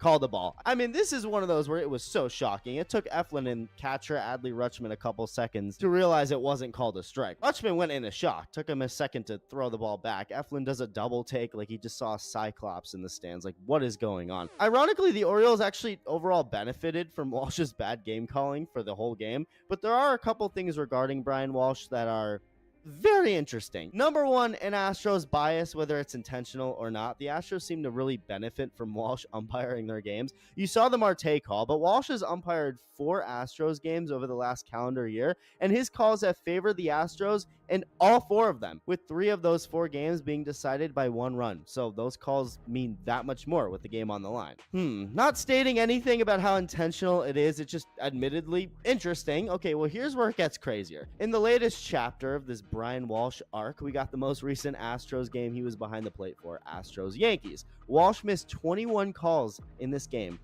15 of which went against the Yankees, so it helped Houston. And to make things even worse, 6 of those bad calls came in the last 2 innings, all which were against the Yankees. So it's the 8th inning in this game. The Astros were down 4-1 earlier. They tied it in the 7th. Devin Williams on to keep it at 4-4. And Carlos Correa didn't give Walsh any chance to give him a call. He swung at almost every pitch he saw in this at-bat. In fact, the one pitch he didn't swing at, he almost did. He check swung and then lines a double to right. So Astros starting off hot. Now Jesus Sanchez, first pitch may have clipped the zone, but that was really running in. And the way Yankees catcher Austin Wells caught it, you can understand him calling this a ball.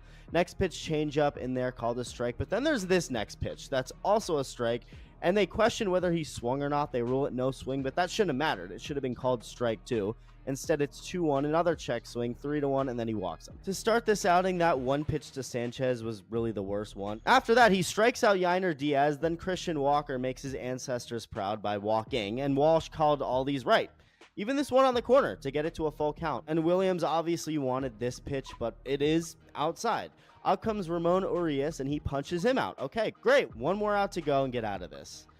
This is when things completely unraveled. First pitch to Taylor Trammell, or as Framber Valdez would refer to him as, the right fielder. This pitch is outside, this pitch is high, but this one is also called a ball, despite it being in the zone. It's just like that first one of Sanchez, but even more in the zone. Nope, 3-0. Next pitch also in that same area, this time called a strike. 3-1 count, goes with the changeup, and he just misses. Williams wanted it. He's pissed, but this is a ball. It's low. So he walks the bases loaded. Astros take the lead. Out goes Devin, but not before letting Walsh know how much he loves him. And then Aaron Boone, of course, cannot have a situation like this go by without injecting himself into it. He's pissed. Williams got ejected, by the way. It's his first career ejection. The contrast between him and Boone, who also gets ejected. It's Boone's like 200th of his career. Not really. It's like his 45th or whatever. But yeah, another day at the office for Boone. Meanwhile, Meanwhile, Devin is doing something he's never done before. Not on the mound, him walking people the way he did. That's been very normal this year, but getting ejected, that was a first. So that all happens. In comes Camilo Doval, who started having issues with his pitch comm. He couldn't hear his earpiece, so out comes Wells, but also Walsh to figure out what's going on. Not that long of a delay, they go right back.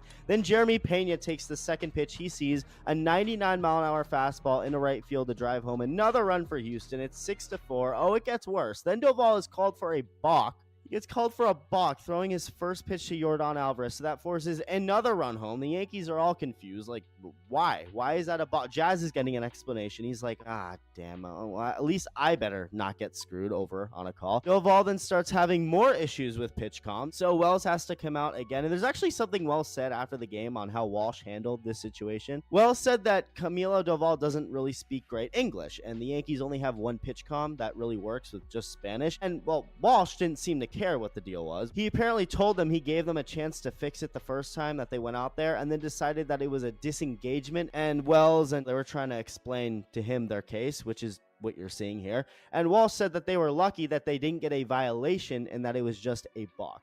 Then this umpire was all amped up, started shooing someone away in the Yankee dugout. This turned into a disaster quick. And it wasn't even done. It gets worse. Doval eventually throws a wild pitch. Another run comes home for the Astros. I mean, that's 3 out of these 4 runs gifted. And Yordan does end up grounding out to end the inning. But yeah, that turns south quick. But the Yankees jumped right back. In the 9th, down 4, Ryan McMahon, a 1-out base hit. Then Aaron Judge with 2 outs slams one into center. Then Cody Bellinger crushes a slider out for a 3-run homer. That immediately reminded me of the 3-run homer he hit in this same spot in the 2017 World Series, but just like the Dodgers that night, the Yankees ended up losing this game by 1 run. Jazz Chisholm up at the plate works a full count, and he gets Ketel Marte. Slider clearly off the plate, called for strike 3. And what makes this worse is all the borderline pitches Walsh called balls for the Astros. But here, this one is a strike. Jazz is heated, taking to Twitter after the game. You know it's bad when Jazz has to go to Twitter to talk about it. You know it's bad when Knicks player Josh Hart is even tweeting about it, calling for Walsh to be suspended, a tweet that Jazz retweeted. There was also another tweet that has since been deleted, but of a dude complaining about Jazz complaining about the bad call, but it takes 2 seconds to realize it's classic rage bait. I don't think this dude actually thinks Jazz should be suspended 10 games for this, but Jazz replied and said, "How would you like to suck my balls?" What did you say? I'm sorry. Actually, what I said was, "How would you like to suck my balls?" This didn't end here. As if Yankees fans didn't have enough to be upset about with Walsh, well, the internet did what the internet does and did some research, finding Walsh's Facebook account, and on that Facebook account, a couple of interesting photos we got here. I mean, I personally like what he's wearing in these pictures. I don't see the issue. I mean, come on, Aaron Judge has done it before. Yeah, this, of course, fuels even more hate and conspiracy. I'm pretty sure people even started doxing Walsh. It got ugly. Twitter is the worst of our society for sure. If there's one app to sum up the worst of human evolution, it's that one. But hey, at least I can see what people who block me are tweeting, which is what you can't do on any other social media app. Like, the reason I even saw this picture to begin with was because of this dude's tweet about it, and he has me blocked for whatever reason. I don't even know who he is, never seen his account in my life before this tweet, but I can still see what you tweet, so thanks for this one. But yeah, people are also referencing this moment where he calls this pitch a ball and then pump fakes a strike call.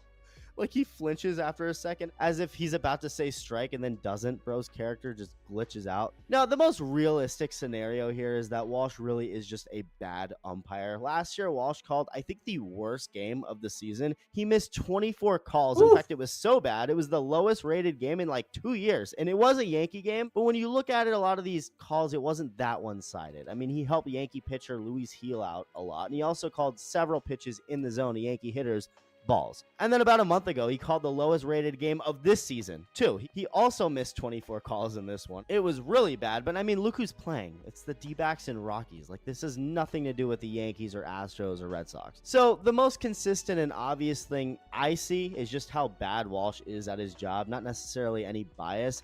But hey, these pictures definitely make it fun. And yeah, I mean, it's like Taylor Swift being at a Chiefs game and not expecting the cameras to show her every 3 minutes. You know damn well the internet won't just gloss over this umpire who just boned the Yankees, looking like the biggest Red Sox fan in the world. Which, I don't know when these pictures are from. I assume they're from a long time ago, but yeah, Either way, internet's gonna go crazy over them. Let me know your thoughts, and thank you for watching. Love you. Bye. I think it's hilarious because there's clear biases. We in got the fucking first sports. And there's so much betting going on and shit. Like, games can be swayed by an ump so easily. It's crazy. That's just crazy. Hall & Oates, Ben and Jerry's, Batman and Robin, Beavis and Butthead, Nancy Reagan, and the MGM backlot. These are things that belong together. Every kid in the 90s wondered who would win in a fight, the terrifying perfect organism that's the xenomorph or the greatest predator alive, the Predator. 2004's Alien vs. Predator finally gave us the chance to see the ultimate fight on the big screen. Though we'd had a comic series with a pair facing off against each other, multiple games, and lots of arguments in the playground, this fight had never made it past those stages. Alien vs. Predator though, that changed everything for the better. Growing up, I remember back then there was lots of crossovers in the works, and little teasers made fans like me extremely excited. Batman name-dropped Superman, and Freddy and Jason faced off in 2003. But nothing had really come from the xenomorph skull spotted at the end of Predator 2. With Ripley far in the future and the Predator not seen since 1990, it didn't feel like we'd be getting them anytime soon. However, when this was announced, fans like me went absolutely crazy! In the end though, the film wasn't that good, and the real fight was between the movie and the critics who panned it. Oof, but at least they got legendary Paul Anderson to direct. Wait, hold on. Oh, they got Paul W.L.S. Anderson. Fuck's sake! Yep, fresh off 2002's Resident Evil, Anderson was given the rights to the characters, blending things from the comics, ancient aliens, and packing more slow-mo than a Zack Snyder movie. It's certainly far from being a fan favourite. As a kid, I was expecting the likes of James Cameron's Aliens mixed with John McTiernan's Survival in the Jungle, and I think expectations were incredibly high. Because of that, the movie was never gonna live up to it, but since then, I have softened on the film. There's a lot to like in it, and it advances the Predator lore on screen in a really cool way. Packing what's still one of my favourite flashback scenes in the entire franchise, we discover how the two species are intertwined. And all in all, I think it works well with the lore. Throughout this video, we'll be going through the movie scene by scene, and also talking about the making of and how this came to be. If you enjoy it, please hit the thumbs up, and make sure you subscribe for videos like this every week. With that out of the way though, thank you for clicking this longest intro ever. Now let's get into Alien vs. Predator.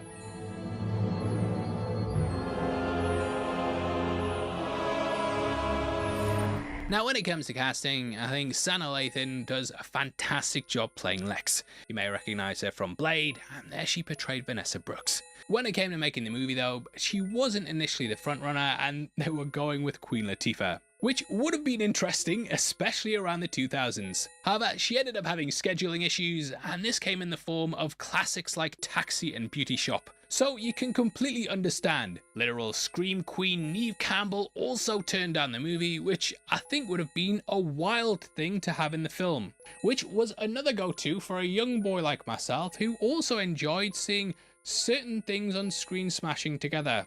In the end though, I'm pretty happy with the main character that we got on screen. Terrible joke. Now as mentioned earlier, the idea of this crossover originally began with Dark Horse and DC. Executives at the former were initially going to try and make the movie happen until Chris Warner stepped in. He proposed that they use the in-house properties to make things a lot easier. Having bought the rights to both Alien and Predator, the company published the first AVP story in 1989. That was Dark Horse Presents issues 34 to 36, which saw a similarish story to this movie. Their own alien queen was kept in chains to lay eggs, which was shipped off to be eventually hunted down by young Yucha. Bless you. We saw them then sent to a prehistoric planet where they'd become blooded into the Predator's way of life. There's a few Easter eggs that point towards that legendary story as well, which we will point out during the scene-by-scene breakdown. Now this also inspired the jaw-dropping moment in Predator 2 where we saw a xenomorph skull on the Lost Tribes trophy wall. That's also something that's given a reference to in Predator Badlands with an Independence alien skull. Funnily enough, Roland Emmerich was also offered the director's chair for this film, and that was because, you know, Independence Day came out and was absolutely massive. That was like the alien blockbuster of the 90s, but unfortunately he ended up declining. After the Dark Horse Presents did well though, they then established a full event in 1990's Alien vs Predator comic. There we saw the Oucher send eggs to the planet Arishu. One problem though, mate, a colony already exists there, which was called Prosperity Wells. That nicely tied in with Weyland-Yutani and was kind of like Hadley's Hope in Aliens. Much like the movie, the humans were who we basically saw the perspective of, and we watch as them had to fight both the Xenomorphs and Yucha. It's a fantastic read, and it sees Machiko Noguchi teaming up with a predator named Deshande. She eventually endured the ordeal, whereas in the end, the predator ended up dying. However, he'd give her the mark of the blooded, much like how we see Scar do this to Lex at the end of the movie. Later, she'd then be recruited by the Predator Top Knot. However, it wasn't all sunshine and rainbows, and she got mocked by the clan and also the runt of the litter. Even though she cut off an alien queen's finger, it didn't impress them. It don't impress me much, they said. All of this got too much, and she left the clan after hearing they were hunting humans. She then went on to help the Colonial Marines take out the Predators, and eventually went back to civilian life, working like an office job where she gets home after a long day, puts her feet up and watches mediocre YouTube channels. If that all sounds familiar, then it should, because it's your life. But beyond that, Lex actually takes a lot of inspiration from Machiko. She was also at some point planned to interact with Ripley, as the original outline was to set the movie in the same time period as Alien. They scrapped that in the end though, set things in the present day, and since then, it's completely fucked the timeline up. That said though, she's very, very Ripley-like. Overall though, I feel like the Alien and Predator, they definitely carved the way when it came to crossovers in comics. Tarzan vs Predator, Predator vs Judge Dredd, Archie vs Predator, even that, and Batman and Superman vs Predator, and even Batman and Superman vs Alien and Predator. Yeah, they were crossing over everywhere. I'm sure though, if you're a 90s kid, then you definitely remember this cover, and I remember seeing that on shelves and just buying it because of that. Now, most of the stories involving the pair culminate with the humans teaming up with the Predator. Obviously, you know, you can't really talk to a Xenomorph because like 100% of the time, they're gonna kill you. So these alliances between the pair, they're always formed in the stories, and that's pretty much the staple of every single telling, and this film as well. Now, from this point, a spec script was written based off the previous comics. This was by Peter Briggs, who also wrote Hellboy. Ironically, we almost got Guillermo del Toro take the role as a director, but in the end, he opted out to make Hellboy. However, that script was shelved due to the upcoming Alien Resurrection.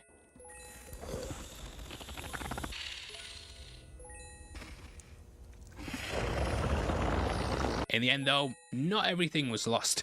The script was then taken and adapted and used for the AVP arcade game. We were truly blessed. That's where I first got my head around this universe, and for Christmas, I begged my mummy to buy me the PC adaptation. I died within 3 minutes because I was like 6 years old and I just couldn't handle the keyboard. I didn't know what QWERTY was. But happy memories. Now, both James Cameron and Ridley Scott were asked to direct the crossover. Neither were interested though. Cameron even rightly predicted it would devalue both franchises. He compared it to Frankenstein meets the Wolfman and said they're milking the thing dry. I feel like the creative team probably found that comment funny as they play the movie on the TV in the satellite station. Maybe that's me reading into it, but either way, that was the first big crossover film, and it inspired things like King Kong vs Godzilla. Sigourney Weaver also said it sounded like a stupid idea when asked about it, and yeah, the people we know for the franchise were very openly against it. However, we're not really here to see them, and it's the titular characters that are what's going to sell the tickets. So the studio pushed on. Another comic-accurate script was then rejected as the producers hoped to set the movie on Earth. It was then that the pitch by Paul W.S. Anderson was accepted. That blended the idea of Machiko's story and an Earth setting, making it the best of both worlds. He utilized a drawing of the Yucha looking over the pyramids, and in the end, this is what won the executives over. And who can blame them? To me though, they really should have done a sort of apocalypto here and had this take place in the past. I love those period settings in the Predator franchise, and I think that would have worked really well. Either way though, the story was heavily influenced by author Erich von Däniken, specifically his 1968 book Chariot of the Gods. Is 5 still paused? Yeah. Yeah. That ancient civilizations received their technology from aliens. This formed the basis of the Yuchas present on Earth, and we discovered they built 3 major civilizations' pyramids. and may also have been why some of those civilizations just disappeared. Anderson was also inspired by the H.P. Lovecraft story At the Mountains of Madness, which is inspiration for a lot of exploratory horrors. Is that a genre? It is now. That featured a scientific expedition to secret ruins that led to previously undiscovered things about humanity. Things like The Thing, Edge of Nowhere, and so on, they were all inspired by that story. He was then given the job, and it took only 2.5 months to film. They then added an extra 4 months for post-production, and all in all, very quick turnaround. It was also shot on the cheap as he utilised locations in Prague, which allowed the costs to be lower. However, it did mean they needed to use about 20 tons of fake snow. Anderson was a huge Alien fan though, since sneaking in the first movie in the 70s, right up to the comics. Arrest that man! Funnily enough, it's also the second Ridley Scott universe that he's technically worked on, with Soldier taking place inside the Blade Runner timeline. Alien is also connected to that as well, as we saw Dallas's files say he worked for the Tyrell Corporation. Event Horizon and Soldier showed that he had the chops for sci-fi, and I remember being quite excited due to loving the former. Looking at the Rotten Tomatoes score for those movies at the time though, I'm like, what the hell are you? Did we watch the same movie? You are wrong! I even quite liked his Resident Evil movie, and even though it got terrible reviews, you know, as a fan of that franchise, I thought it adapted it well. And hey, say what you want, at least he got to marry Mila Jovovich out of it. I will happily take a Resident Evil rights to do that. I think where people had an issue with this film though is mainly down to the director's style. In Resident Evil, he took what was a slow, atmospheric, ambling horror and basically turned it into a nu metal music video. He also pretty much did the same thing here. I think when you go back to the Alien franchise, like a lot of them, they're pretty much just art films in disguise. While that's not the case with Aliens, I think the first and third, you know, you can definitely argue that point. That original Predator as well, that's about stalking and paranoia, all of which are gone here. I think the time of the movie's release also made it so the film had to be presented a certain way. It's abundant with slow-mo. The Matrix was of course massive at the time though, and that pretty much set the mold for an action movie. Now, there's actually 2 versions of this film in the wild, and the first is the theatrical, and the other's the Extreme Edition, which is available on physical media. This was actually a UK exclusive upon release, and I remember thinking, the UK's gangsters. Put away that soft shit, mate, get out the hard stuff. We will be going through the Extreme Edition though and pointing out all the differences between that and the theatrical cut. So if you haven't seen it, don't worry. Beyond that, I want to talk about all the callbacks and references, and from this point in the video, we'll be breaking down the film, so let's get into it. 7 days ago, one of my satellites over Antarctica hunting for mineral deposits discovered a sudden heat bloom beneath the Earth. Now, we start in Antarctica in 1904 at the Razorback whaling station. This is our first change, as it wasn't part of the theatrical edition. We're going extreme from the off. We know where this is though, as there's a huge sign written in English. Despite this being a remote Norwegian station, this is clearly a direct nod to At the Mountains of Madness though, which took place in a polar expedition around the turn of the century. This then clearly inspired Who Goes There, which is what The Thing was adapted from. That revealed that a Norwegian base had discovered the creature, which is something that also happens here. Now, this whole set was made on a studio backlot despite them wanting to film it in Prague. The novel actually goes into a bit more detail on the location, and we discover the workers found a Predator drop pod ship frozen in the ice. That then led to the Yocha awakening and killing each and every one of them. Carl was then left alive at the end, which is where we pick up in the movie. In a bit of a goof, when Whaler Carl is running around, we can see his top 2 buttons are undone. However, when he's trapped, they're buttoned up. Boy, I really hope somebody got fired for that blunder. Which, terrible. Now, you think it's game over when the triple laser sights hit, but then we get a jump scare when a xenomorph leaps forward. You might notice that the xenomorph's invisible to the heat detection, and the Predator has to change modes to see it. So it kinda hints towards the xenomorphs themselves and how they're cold-blooded creatures. From here, we then jump to the title, but they do something really nice with it. The Alien vs Predator initially comes in with the Ouija language before changing to the green text from Mother. Great way to marry up the 2 franchises, and they pull this over to the opening of Alien Earth. We then cut to a satellite. However, in another cool bit of set design, this first appears like the Alien Queen. It's only once we pan around that we see the truth and get the reveal of the Weyland logo. Now, according to the novel, the company was supposedly worth $375 billion. They they were also on track to build a base on the moon by 2020 no less. Rest in peace, Charles Whalen, you would have loved SpaceX. This was obviously pre-merger as well, and it was only in the wake of Whalen's death that Yutani managed to buy it. The date is then shown as October 3rd. It's October 3rd.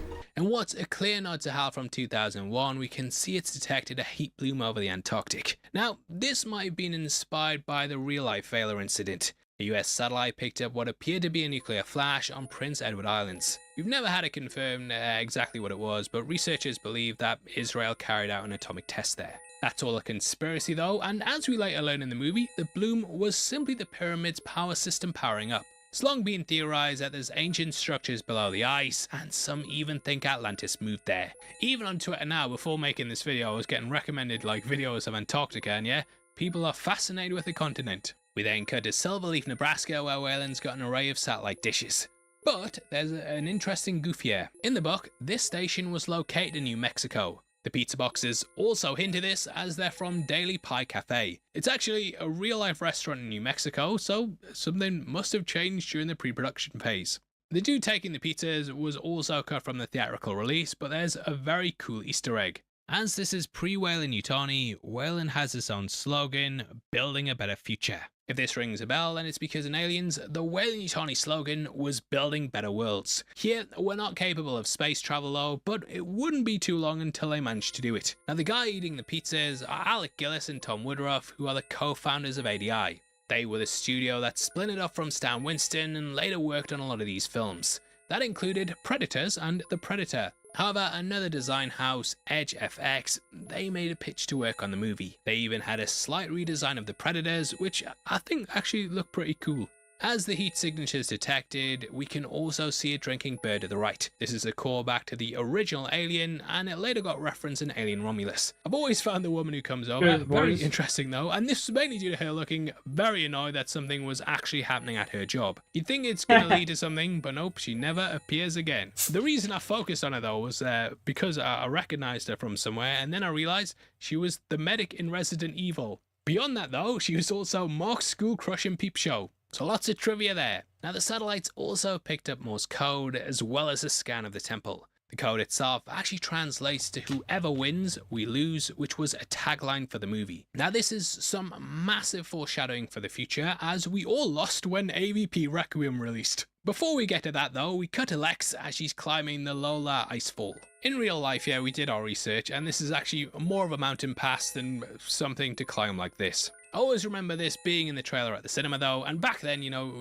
when you went to the theater, you didn't have it revealed what the trailer was straight away. Nowadays, you know, you most likely watch trailers on social media or YouTube, and before clicking it, you're probably going to see the title. Back then though, there was a real air of mystique, and I remember like even the Batman Begins trailer, you know, you didn't know it was Batman until right at the end. I remember seeing this for the first time as well and not really knowing what was going on. Then you got the reveal that it was Alien vs Predator, and yeah, my jaw was on the floor. What this scene does perfectly is that it introduces Lex as a badass and that she's perfect in this kind of expedition. We see her quickly recruited by Maxwell Stafford, and here he's played by Colin Salmon. I was a massive fan of him at the time because of the Bond films, and he also worked with Anderson in Resident Evil. Meeting her at the top of the peak, he offers her a job as we then fly to another location. That is Teotihuacan in Mexico. Here we join Sebastian and Thomas on an unsuccessful dig. It's outside a pyramid, which foreshadows where the pair will go later in the movie.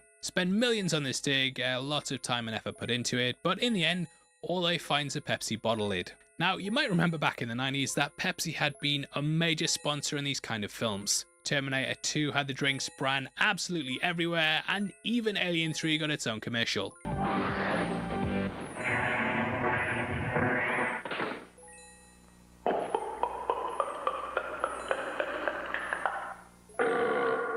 Everyone knows the way to defeat an alien is with a can of Pepsi. Anyway, back to the movie. This scene's cut down massively for the theatrical release, with it being far longer in the Extreme edition. This was mainly due to pacing issues, which led to a jump scare in the underground also being cut. According to you, the Teotihuacan's final gift to their dying king was a Pepsi. Now, that then kicked off the dig. Now, in the end, this scene reminds me heavily of Jurassic Park. Both movies have a pair out on a dig, only for a rich benefactor to offer to take them out to an island in exchange for funding. It's also wildly similar to Prometheus. There we saw a pair discover a star map and Peter Whalen paid for their expedition. We even have the company founder discussing the expedition with the crew in a big hangar, which is very in line with that. In fact, both movies have multiple civilizations who are far apart, yet all share similar paintings or tech. Ridley Scott, you absolute hack! The recruitment drives the success though, as they all fly to the Ross Ice Shelf. Here we get a magazine with none other than Charles Bishop Whalen on the cover. Emphasis on the Bishop there. Here he's played by Alien alumni Lance Henriksen, who I'm sure you of course recognize from those earlier Alien movies. The role was written specifically with this actor in mind, and the director desperately hoped he'd accept the part. Bishop first appeared in Aliens, where he subverted fans' expectations by being an android with a heart of gold. Cameron would then later reuse this turn in Terminator, where Arnie portrayed a good guy robot in the sequel. I prefer the term artificial person myself. Yeah, alright you clanker, you fucking clanker, piss off! In Alien 3, he also portrayed a damaged Bishop, and Bishop's creator, Michael Bishop.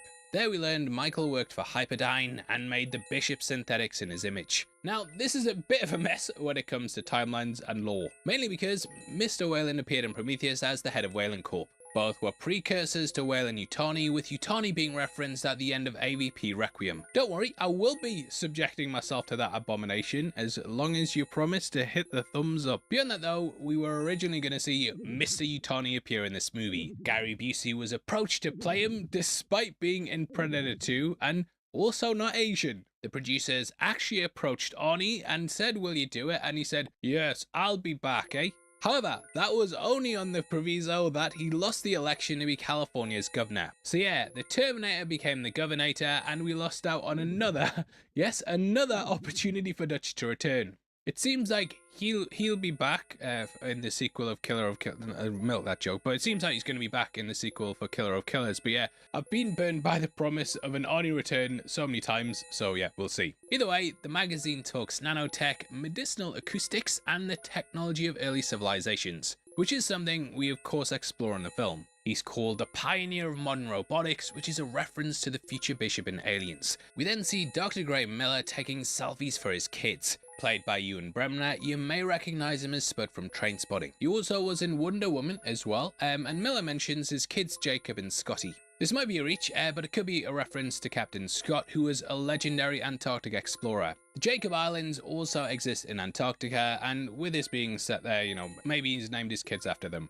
Either way, we learn that exploring this frozen wasteland's in her blood, as her dad trained most of the pilots, and she's a very experienced guide. They then approach the Piper Maru, which is an ice-breaking ship. This is named after the X-Files episode, which also featured a ship named Piper Maru. The episode was named after Gillian Anderson's daughter, and Maru's Japanese for ship. Lance Henriksen also appeared in the show, and then got his own spin-off with Millennium. So lots of connections there, and it's a similar name to the Shinyo Maru mentioned in the 1995 book Aliens Colonial Marines Technical Manual. Cutting to the briefing, again, it's very, very Prometheus. Like at points I was like, did Ridley Scott actually steal from this? Here we hear the archaeology duo have the plan to take the money and dip, but of course their curiosity's gonna get the better of them later. Both this and Miller being told to get off the snowplow were also cut from the theatrical release.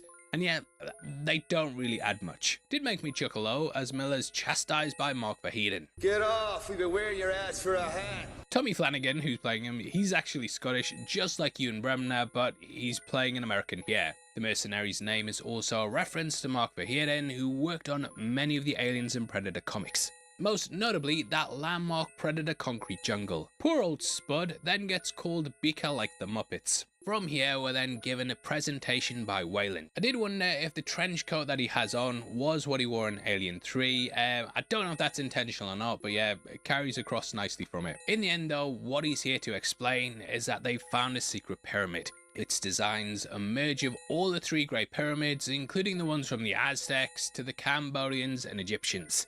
There are even hints there that these civilizations may have been wiped out by either the Yautja or Xenomorphs, and later on we see how they leave nothing to chance. Cut from the movie was also a little line explaining how Sebastian was ostracized from the scientific community. This was due to his out there theories on how the pyramids came to be. Presumably, this is why he was hired by Weyland though. As we learn, time is of the essence, and other companies will be trying to get there and investigate it. I like to imagine Ms. Yutani is watching over the area too, and they've done something similar with Alien Earth. Now, the drill team's led by Rustin Quinn, who's played by Carsten Norgård. I was watching him and thinking, hey, I recognize that guy. If he looks familiar to you, then you might recognize him from the recent seasons of Cobra Kai. As Lex says, she wants to go home, and we then get a really cool Easter egg. While looking over the files, we see Weyland putting a pen between his fingers. This is obviously a nod to Bishop playing the knife game in Aliens. You may notice in that clip that he's also doing it to Hicks, who's played by Bill Paxton. These two are actually the only actors to have characters that were killed by a xenomorph, predator, and also a Terminator. Truly an esteemed category to be killed off by the triquetra of sci-fi villains. Well done. Now, whereas a Bond villain would kill her for wanting to leave, they're actually pretty nice about it. They even tell her when her flight's coming. They've got her like a first-class flight. Her replacements are being scouted as they speak, and we hear they're called Gerald Murdoch. This might be a reference to Andrew Murdoch, who's an art director on the movie, albeit with a different spelling. Interestingly, on Weyland's laptop, you can also see a news article that says Carl J. Woods dies at 52, hinting that he's been looking up Lex's father after she tried to quit. Later on, she explains how he died, and this is after catching Weyland huffing on a gas mask. Like Prometheus, Weyland's dying, but he wants one last ride, a chance to make history. Throughout he acts rich, entitled and selfish, but at least in the end he has an honourable death. She also name drops Ernest Shackleton, who was a legendary Arctic explorer. Eventually she's won over by the guys and made to feel guilty. Let me ask you something. Do we stand a better chance of surviving with you, or with the number 2 choice? She's the best of the best of the best, sir, and the only person who can keep them safe. Ooh, well, that went well. Now from here we then cut to space and get a fly through the Yautja mothership. It's very similar to how we got on with the Nostromo in the first Alien.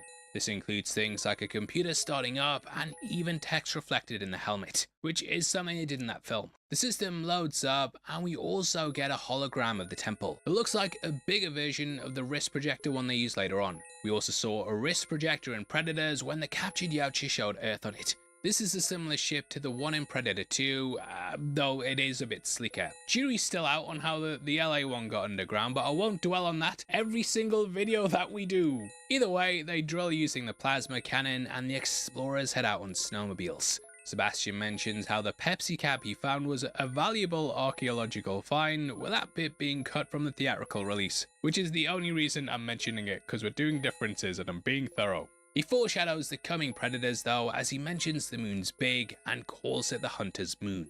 Considering that the hunt happens every 100 years and the weapons are behind a time lock, ancient humans must have passed this on over time. However, it ends up not really having any real meaning. 10 is something though that constantly reappears throughout the movie. The Predators visit the planet every 10 years, which has been seen in all the films. Predator was 1987, with the second being in 1997. The Predator was then set in 2007, so blah blah blah. We also have the pyramids changing in intervals every 10 minutes. Now as they reach the camp, we have some bones, reminding me of the spines being ripped out of the humans by the Predators. We see these hanging down from a window, and these look a lot like the tail of the xenomorph. We also have some hooks and chains dangling down. These appeared a lot during the scene where Brett died in Alien, and the xenomorph used them to hide in plain sight. It's tense, atmospheric, and feels a lot like The Thing. However, nothing really happens, even when Miller goes off by himself. I think one of my big issues with the film is how long it takes to get to the creatures. Even in the theatrical cut,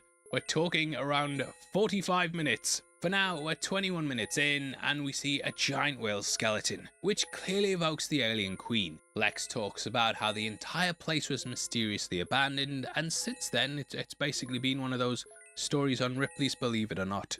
Miller then goes in, and we get a tense scene that's just a fake out with a penguin. At least it's not a cat though, as per usual. They then discover the gigantic hole in the ice. It's said no drill team on Earth could make the hole, and it's bigger than your mum's vagina. We then cut to the ship, and I love how we pan and see the image is being created to have depth. We then get the Predator suiting up, Batman and Robin style.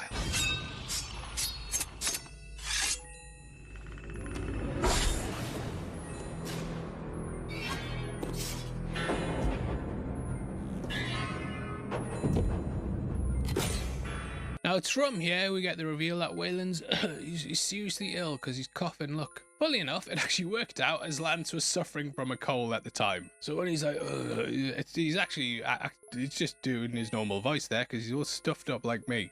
Lex then rattles off about her dad's death after breaking his leg up on a cliff. She and her father shared her first drink, and he then ended up dying 20 minutes from the base. So he likely could have lived. However, Wayland says how it was more important to him than have that drink with his daughter 14,000 feet in the air than getting back just to potentially die anyway. I need this.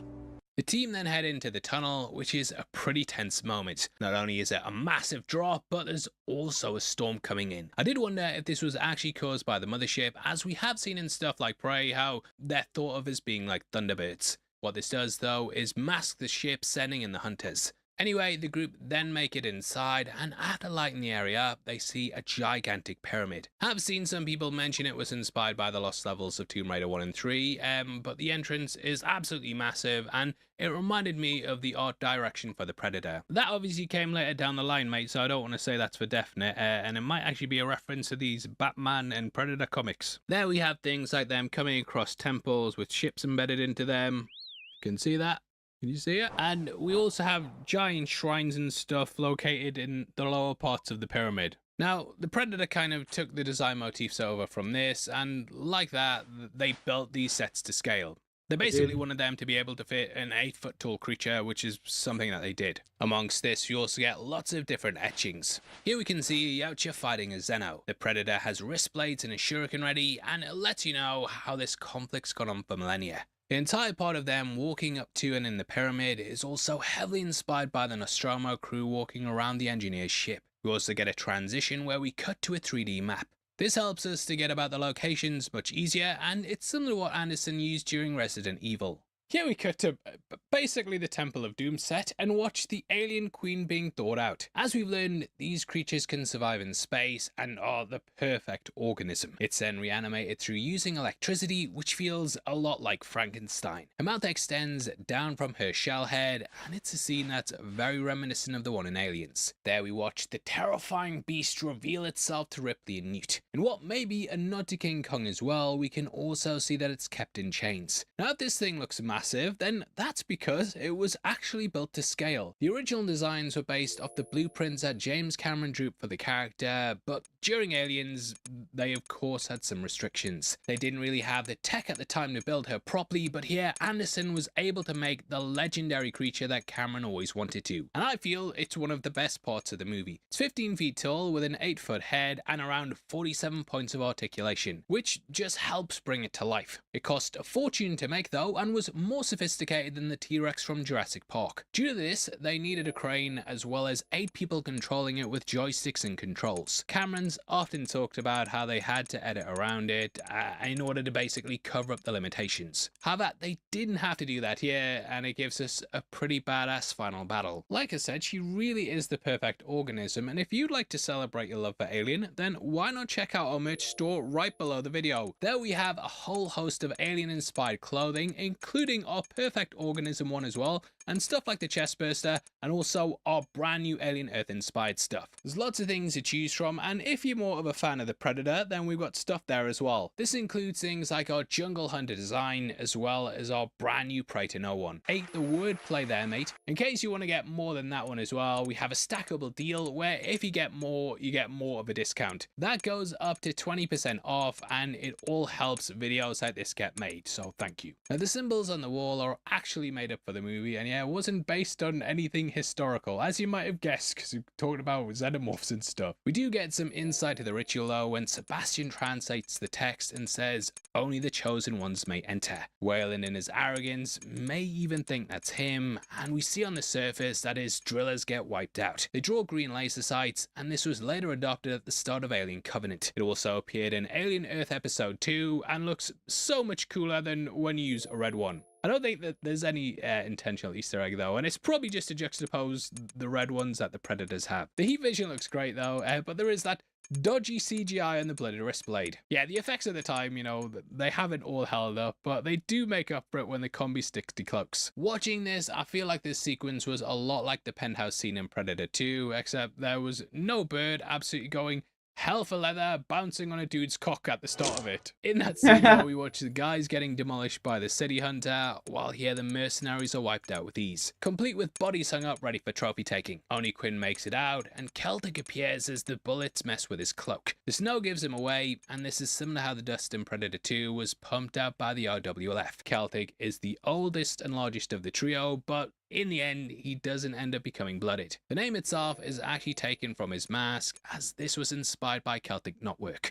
It implies he or his lineage may have visited Scotland at some point, and thinking about that, I'd love to see like the Predator versus the Scottish warriors of old. Ye cowards, turn off your cloak! Terrible impression, but his mask's also inspired by the Guardian Predator from the end of Predator 2. This was also the first design for the Jungle Hunter. He returned for the sequel where he played the character Wolf, and later down the line he'd play the engineer in Prometheus. To prepare for the role, Ian ran on the beach with a weighted vest, and when I was hearing that story I thought of Apollo racing Rocky in Rocky 3. Quinn then ends up falling down the tunnel, and his actor actually broke his ribs while filming this sequence. Being the badass that he was though, he didn't notice until the next day, and it looks like a great slide to be fair. We later see him almost completely frozen, and the Yautja walk past him, which is an homage to Dutch, who wasn't seen when he was covered in mud. He's even seen lying against some rubble in the same way, however our expectations are subverted when he's killed by Scar. The reveal of the rest of the trio is really great here though, and we watch Scar and Chopper decloak. The latter is obviously a nod to Get to the Chopper, and they did a similar reveal down the line in Predators. They then bring up the temple map, and we see the ritual room as the humans walk into it. Lined with bodies, it's here that the ancient humans would receive a face full of Hugger. You might actually also notice the dead creatures on some of their faces. This room's also intended to be laid out like the sleeping pods on the Nostromo, and in the middle we can see a xenomorph sigil. It looks a lot like the marketing images that were used for Alien 3, which is a pretty cool detail. The design is also on the necklaces that we see the sacrifice victims wear in the flashback. On the walls we can see spines and skulls, which are clearly trophies of the Yautja.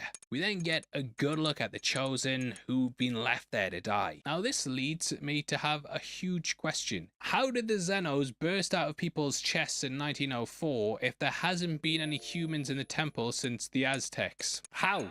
The crew also needed advanced equipment to make it into the tunnel, so how did the whalers get impregnated? How? It just doesn't make any sense. It makes no damn sense.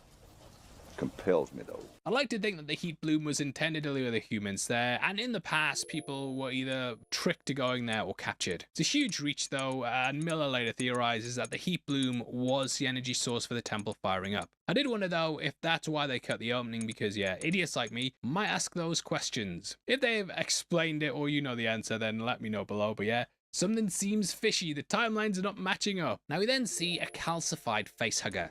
Looks like some kind of scorpion.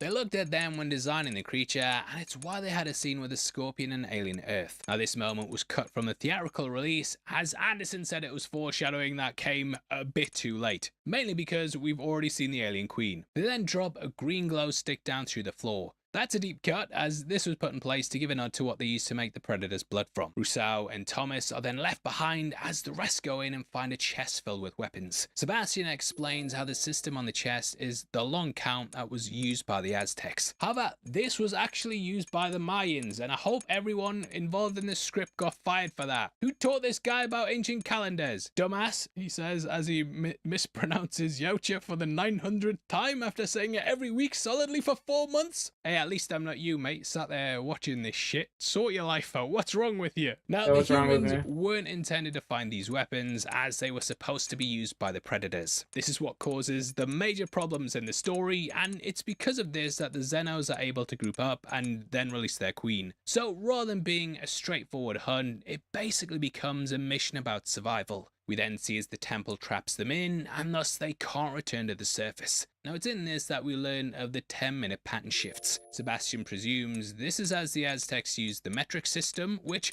No, they didn't, mate. You're a terrible historian again. Now, those later sequences have the changed architecture. That really reminded me of the movie The Cube. It features deadly rooms as things chop and change. And to be honest, it's well worth a watch. I think knowing this stuff happens in 10-minute intervals, though, it does cause some issues. For example, Russo gets face tug, and then 2 minutes later it hatches. I've often said how it's pretty much up to the writer how long this process takes, and you have some lasting a day, others lasting hours, some lasting a couple of minutes like this, and then Alien 3 where it goes over days and days and days. But I'll give that a pass because Ripley was carrying a queen, but yeah, no consistency. I will say though that I love them getting locked in the chamber and then the eggs slowly popping up. During this, Thomas shines a light on them and you can see the facehugger scuttling inside. It's just like what happened when Kane did the same thing in the original. This was also referenced in Alien Earth during episode 3. They then hit Russo in slow motion, and we then journey back to the basement in what's a really cool shot that feels very, very fluid. Now, when it came to the facehugger puppets, Cinesite were hyped for this. They done work on the spiders in Harry Potter and the Chamber of Secrets, and are some of the best practical effects in the film. Beyond this, a lot of these eggs and facehuggers were also recycled from Alien Resurrection, as ADI had also worked on that movie.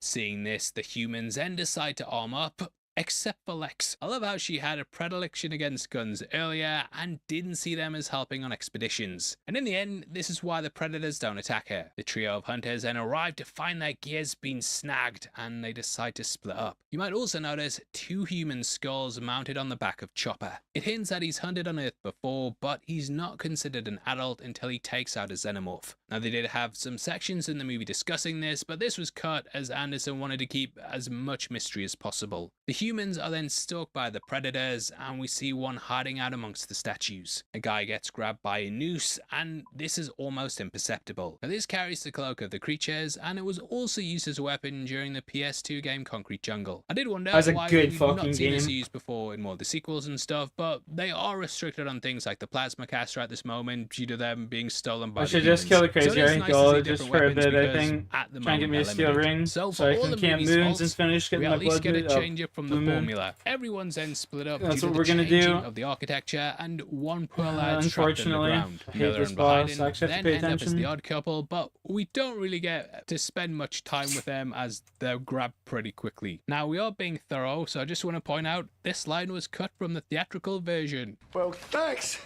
Professor. Actually, it's Doctor. However, it's included in the Extreme Edition because it's extreme. Starting to think, right, that extreme thing was just a marketing gimmick to sell DVDs because I don't know how extreme this is, mate. He proves, though, that he's tougher than the Merc as he's keeping it together and even takes out a few facehuggers later. Who's having a breakdown, though, is this guy on his own. Trapped in a triangle-like corridor, this creates the iconography that he's in the crosshairs of the Predator. However, something else is down there. We can hear distant hissing, and this moment's heavily inspired by the vent scene in Alien. It's cramped, dark, and we know a creature's out there, which then leads to a jump scare. He's also taken to the hive to be impregnated, which is sort of like Dallas was. If you don't recall that, then that was actually in the deleted scene that happened in the original Alien. The rest of the crew then move on as the place changes up again. We see Spencer's doubtful of his boss, as all the CEO cares about his artifacts. He's not really bothered about one of his employees being killed, and yeah, this whole thing is clearly for his own vanity. Behind Miller, the place then shifts and we see a chestburster in the middle of a Predator statue. This is foreshadowing for the tease at the end, in which we'll be getting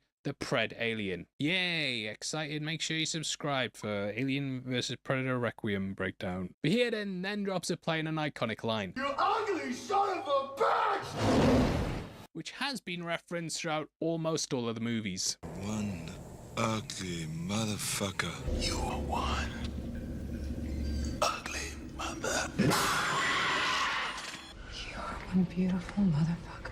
Except here, Vahirden saying it to a xenomorph and not to Yautja. Also important to bear in mind that the movie's PG-13, so they cut down a lot of the swearing. That's why later on, when Lex also says it, she says, You are one ugly mother.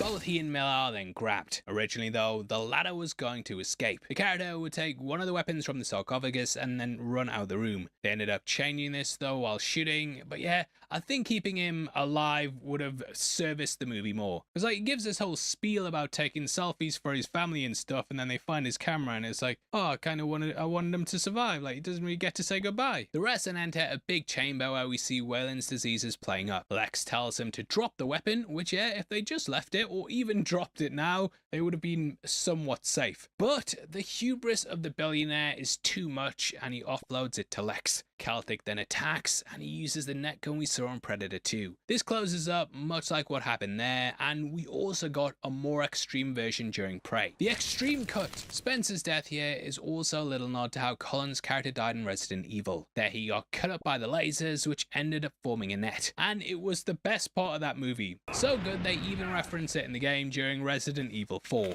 The Predator here is a complete beast though, and so far he's the biggest one we've seen. This kind of sets the groundwork for the hybrids and upgrades that we get in the later movies. To me though, what makes the franchise great is the hiding in plain sight and the mind tricks that they play, not necessarily that they're bigger. The upgrade I've always felt was the lowest point of the franchise, and it was too far removed from the original. Luckily Prey came along and took it back to basics, but yeah, this kind of started things off where it was like the Predators have to be bigger and badder every film. Chopper then attacks poor Lex before getting speared by the Xenomorph. This feels akin to the Queen stabbing Bishop at the end of Aliens. Now what's probably the most iconic moment of the movie, we get the face-off that was used in every single marketing material for the film. Like, this was everywhere. I love the extra little details here though, especially how you can see the Xenomorph's little mouth moving.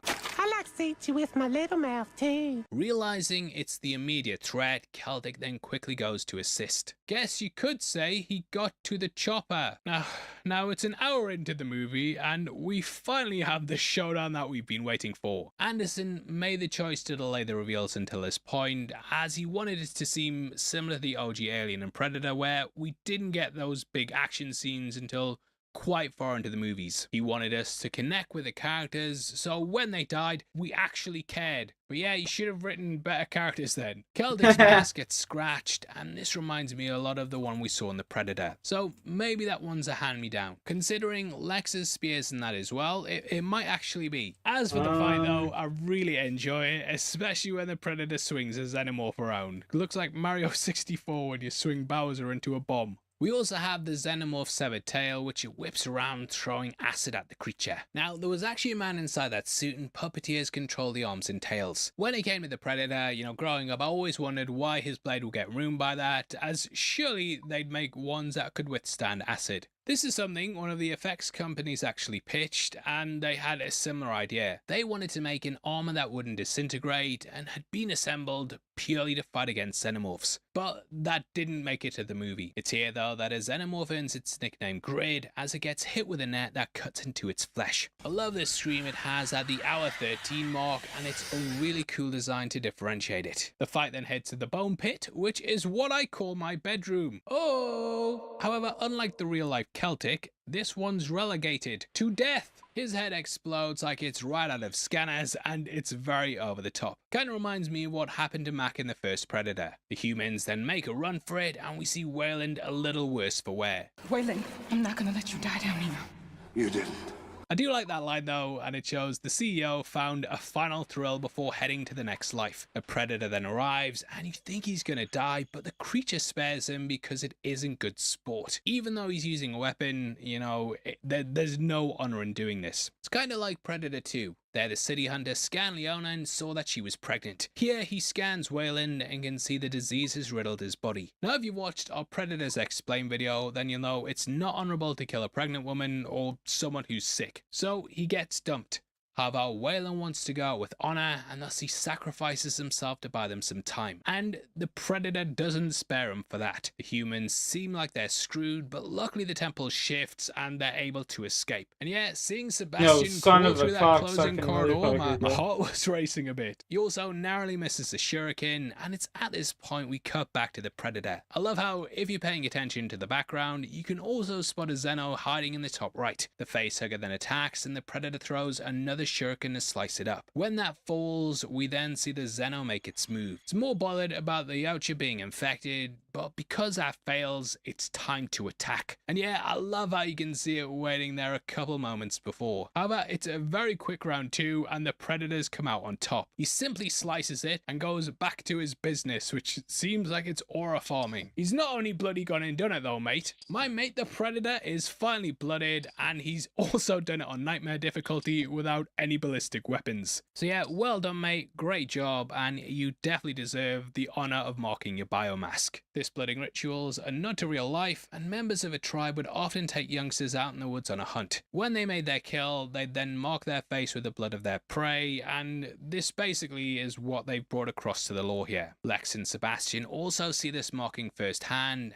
and it's from here they work out what the temple really is. As they leave, the facehugger comes in, makes its move, and while this is going on, Sebastian narrates the flashback sequence. And it's one of the best scenes in either franchise. Watching the ancient civilizations worshipping the Yautja like gods, we see as the pyramids were used as landing platforms. The sacrifice was played out to honor them, and in return, it led to the Great Hunt. We see a hunter holding up a xenomorph's head on a spear, and in the next moment get the wrist nuke device. The taking of the head might have actually been common, and it's why Scott does it later in the movie. Now that nuke is of course just like the end of the first Predator, where the jungle hunter would rather die than allow the humans to have their tech. Here we see it's because the temple gets swarmed by the xenomorphs, and you can see why this move was needed to take basically destroy everything and turn it to scorched earth. Xenomorphs of course have the power to overrun the planet and destroy the predator's favorite vacation spot. So killing them's a necessity. It's a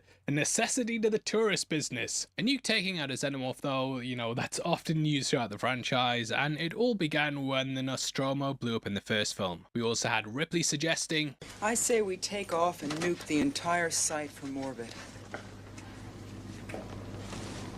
It's the only way to be sure.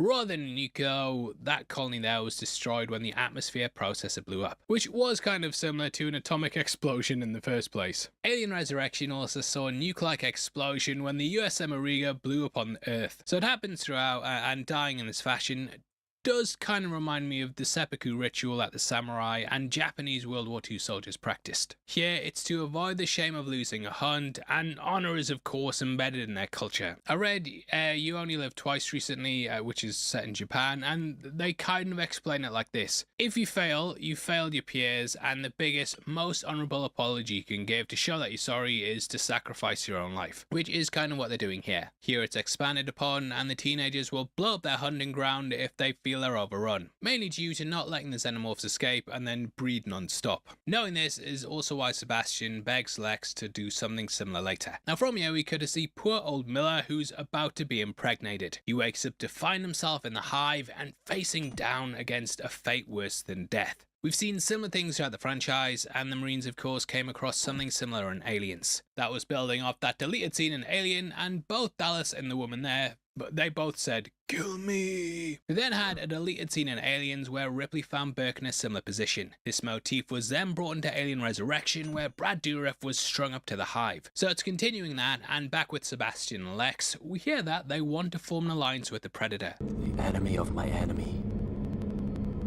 is my friend. Nah mate, they're still your enemy, but yeah, you can probably team up with them. It's a rare break from the action, which is quite a nice interval, but it's interrupted as they're chased across a cavern. Luckily, Lex is a very, very adept mountain climber. Oh, wait. Uh-oh, Spaghetti-O. Seb's then grabbed by Grid, and Lex is left all alone. Just like Machiko in the comics. All that's left is a valuable Pepsi bottle cap, and the reminder that when you order a Coke in a restaurant and the waiter goes, "It's a Pepsi, is that alright?" You go, "Yeah, it's fine, no bother." So just remember that, yeah? Now, if you were watching this film and thinking like, "Ooh, I can sense a bit of chemistry between these two," then you'd be right on the money. A deleted scene had the pair almost kiss right before the xenomorph appeared and took Seb away. But they cut that because, yeah, it doesn't really go anywhere, and to be fair, it would have just been like a forced romance scene. Now, due to Lex being left on her own, she's then approached by the Predator. He's carrying his extendable spear, which is something they first showed in Predator 2. This scene's then rudely interrupted, and Lex ends up killing a xenomorph. This also finally gives us the trademark 3 dots. It usually means you're very, very screwed like Dylan, Mac and Blaine in the original. However, more Xenomorphs arrive and thus Scar has to turn around and stand up against them. What we get to see that feels very reminiscent of the turret one in Aliens, and Grid manages to dodge out the way. They're then called back to the Queen, and when Scar sees that Lex has killed a Xenomorph, she's now viewed as a respectable hunter. Scar takes off the creature's skin and stabs it in the nerve in order to remove its tongue. Dripping acid on it, it highlights how the aliens aren't harmed by their corrosive blood. Thus, it creates a shield and spear for Lex that will help fight against the creatures. We then see Grid meet with the Queen, and they work as a pack to free her from the chains. It's very insect-like and requires them to attack her in order to bleed her out. Just some nice horror imagery, and it lays the groundwork for what's coming in the climax. Lex and Scar then approach the hive, which feels like it's ripped right out of the ending of Aliens. The HR Giga style design here is extremely iconic, and it feels like they're entering the abyss. The walls are coated in jelly, and in the end it leads to an egg room. Unfortunately though, Miller's already dead, and yeah, we don't really get to say goodbye. What she gets though is a desert eagle on the ground, which is also what Harrigan used in Predator 2. Coming across poor Sebastian, he starts to convulse, and Lex puts him out his misery. Now, throughout all these movies, I did kind of wonder in the past whether that would kill the baby, but here we get the answer. No, it doesn't, and the chest burster still comes out its chest, but luckily the Predator catches it.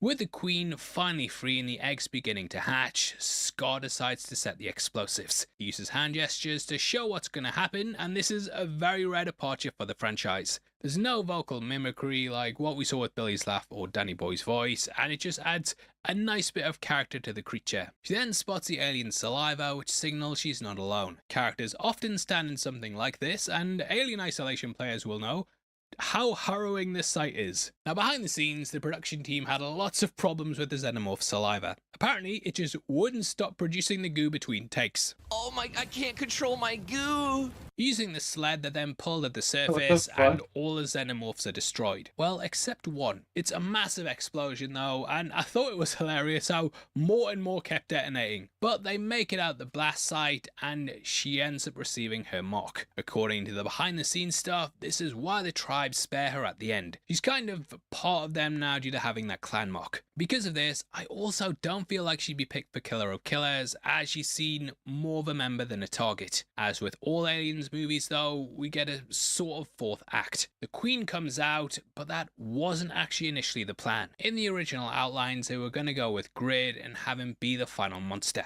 Rather than the nuke going off at the eggs, Grid would chase him up the tunnel, and Scar would then throw the wrist device down, and that would lead to the creature's death, along with the rest of the hive. When building the Queen though, and seeing how much they could push the budget, I think they realised that that was the best way to take the finale. And to be honest, I feel it works a lot better, even if Grid gets an unceremonious send-off. The Queen makes it feel almost like a video game, and there's moments where Lex is running from it that, it reminds me of like a chase where you're getting chased by a monster. Also, notice that she's not wearing her coat in Antarctica at night and seems absolutely fine, but moving on. Luckily, our boy Scar returns and spears it in the head, and though we don't have an airlock, they're able to tie to the water tower and send it over the edge. It's wildly similar to Killer of Killers, where Ursa plunged the hulking predator into the water. I do wonder if Dan Trachtenberg sought out inspiration from this sequence, as he has grabbed things from the lesser known films. Scar is also speared through the chest, but yeah, this wound later disappears when we see the body on the ship. We then follow the Queen as she's pulled into the depths, which riffs off the scene in which she's blown into space during Aliens. Either way, she's dead, Scar's dead as well, and the tribe arrive and reveal themselves. This is very similar to the ending of Predator 2, and we have the Elder at the front. If you want to know how their clans operate or the hierarchy of the species, then definitely check out our Predators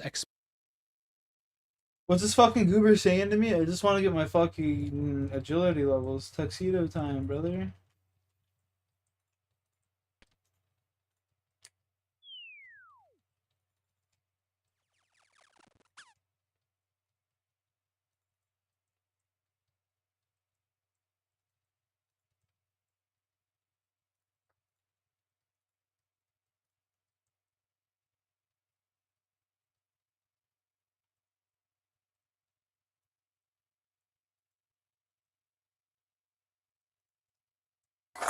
Police department. Smell. Here, you wanna come and actually see what? Yeah, I'm gonna slide by. Walk out the drink from there. Police made a disturbing discovery when they entered Cynthia Berenson's home for a welfare check. Someone had tried to make it look like Cynthia had slipped and fallen when she stepped onto a wet floor of a shower stall. But police weren't buying this half-baked attempt to stage the scene as an accident. The prime suspect wasn't a violent stranger or an abusive domestic partner. When police finally located the killer, his confession was odd and unsettling, and the story took an even stranger turn when the motive behind the murder was exposed. In this video, we will uncover the disturbing truth of why a son murdered his own mother. I thought I was doing what I thought I was doing the better for her on the side like this, and I started doing it, and then she started freaking out, so then I had to really get in there and squeeze in her. Like that. Was she flat? Was she yeah, propped just up? like her head was a little bit against the back part, and it was just like that. Dylan Alexander Waller lived with his mom, Cynthia Berenson, in Las Cruces, New Mexico. The relationship was turbulent. The two argued frequently. Their fights were so loud that neighbors could hear their disputes from inside their own homes. The situation got so bad that Cynthia took out a restraining order against her son. That court order was still in effect when an alarming turn of events took place in mid-November. That's when U.S. Border Patrol agents found Cynthia's black Buick Enclave on the border near San Diego. 69-year-old Cynthia was nowhere to be found, but her 4 Shelties were in the vehicle. Fortunately, the dogs were alive and in good health, but where was Cynthia? A scanner detected microchips inside the dogs. The devices were registered to a close friend of Cynthia's. When Border Patrol contacted her, she was immediately concerned because she knew Cynthia would never voluntarily abandon her beloved companions. That triggered a welfare check back at her home in New Mexico. As soon as police officers entered the house, they detected a foul odor. The smell got stronger as they moved to the master bedroom door, which was closed and locked. One of the officers managed to pry open the door using his handcuff key. Cynthia's body was discovered propped up in the shower, fully clothed. It was clear to police that she had been dead for a while. Smell. Here, you want to come and actually see what? Yeah, I'm gonna slide by. Walk out the drink from there.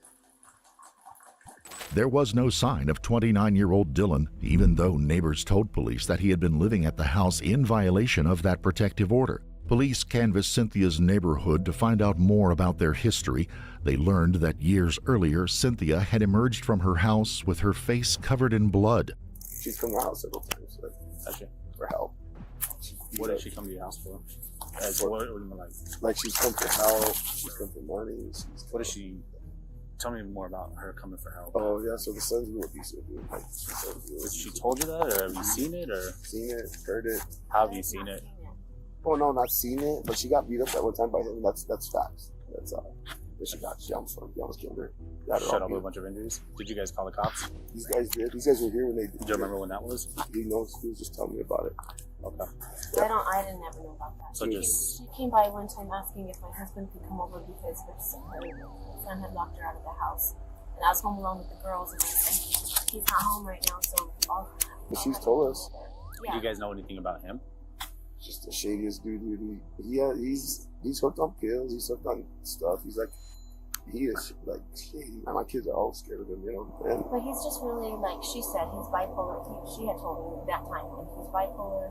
He is really angry when he gets to that level of anger. I just want to leave him alone. So he thought my husband could come over and de-escalate the situation. I was like, I don't know. this level of anger was crazy all the time. But you could hear him screaming all the time. It was like, dude, fight. Several months passed before Dylan resurfaced again. He was driving a friend's car when he took a wrong turn and accidentally ended up on the Fort Bliss military base. The military officer Dylan asked for directions at the gate noticed he was slurring his words. He was detained and charged with driving under the influence and possession of narcotics. Since the death of his mother, Dylan didn't have a permanent home anymore, so he was living on the streets or couch surfing at friends' places. Then, in early April of 2023, police learned that he was being held at the Dona Ana County Detention Center in Las Cruces for failing to appear in court for his charges. Detectives went to the jail to interrogate him about his mother's murder. It was an odd interaction. Despite the predicament he was in, Dylan was friendly and jovial with detectives, seemingly unconcerned about the serious nature of his situation. Have a seat, Dylan.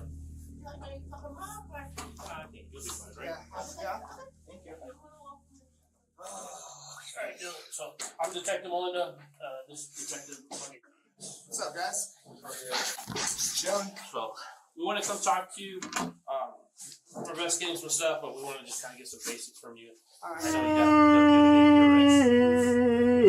your arrest. Yes, sir. At first, Dylan had tried to act casual and denied that he was living with his mom at the time of her death. When's the last time you lived with your mom? Shit. Let's say I last talked to her probably about, like, October, September-ish. It was the last time you talked to her? Yeah. Okay. I stayed with her for like a week or so. That's about it. Okay. October, September? And how did that go? I know you guys had it tumultuous past. Yeah, it was kind of... Knew Cynthia would never voluntarily abandon her beloved companions. Being Yeah. The last time you talked to her would have been October, September? Yeah, maybe like about September 12th or something. September 12th? Why does September 12th stick out? I don't know, just given like a date in general. September 12th-ish? Okay. And what caused you to leave? Just us not having, like, you know how to say, good morals anymore. We always be getting on each other's cases, just being around each other too much. Good vibes. Yeah, and then finally, like, even when I saw her, said, "Do you think I could probably stay here?" She's like, "I don't think it's a good idea." And I was just like, all right. Okay. What was the kind of the background of that? Basically, just my history of being a drug addict on the streets and this and that.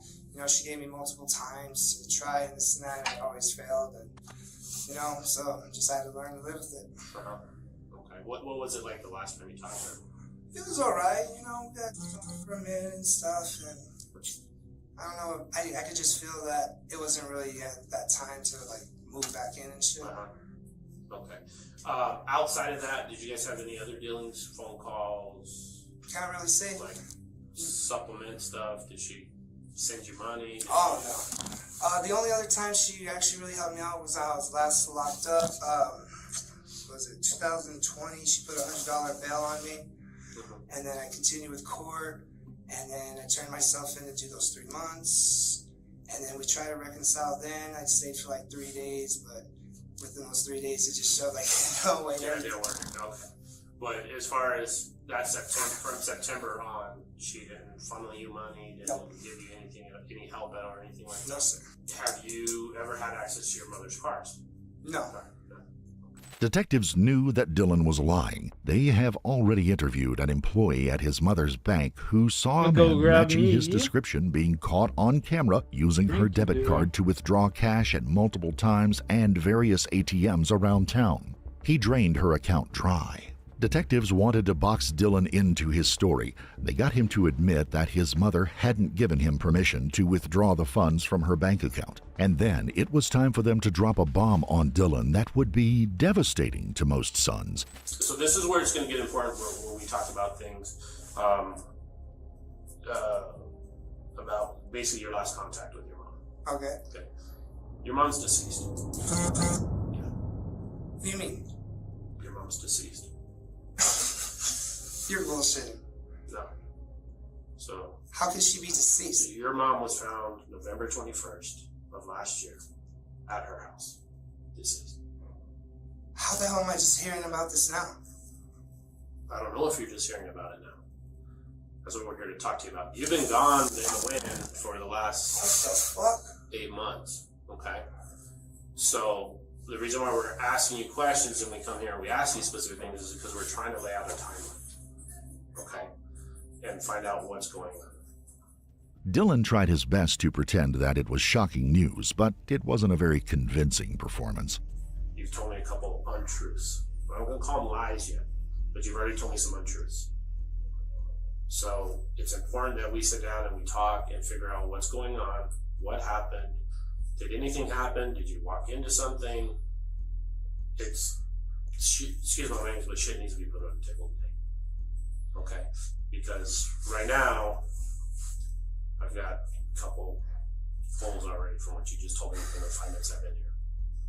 So, compose yourself and let's talk. Because you know I didn't just come in here out of the blue, right? Yeah. So I need you to be straight with me as much as you can. Good, bad, indifferent, whatever it may be, today's the day. It would only take a few minutes and some light pressure to get Dylan to admit that he knew she was dead all along. Alright, here's the real scoop. I wind up meeting this transgender online and everything. And me and my mom, we went to go get her and stuff. And we get there, I was living with mom.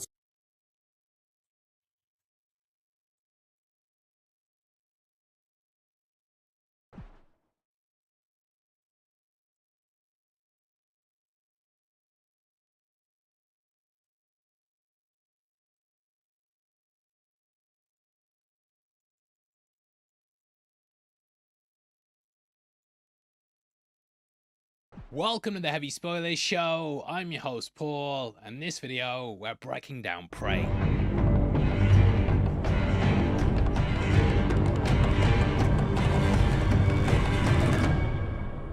I don't know if this is cultural appropriation, but we're going to go through it with a video. And after surviving the Predator, I feel I deserve some leeway. Had to work through that though to get to Prey, which I feel is one of the best movies in the franchise. Sent straight to streaming because the prior film was so bad, this pretty much saved the series, and now we're back on the big screen.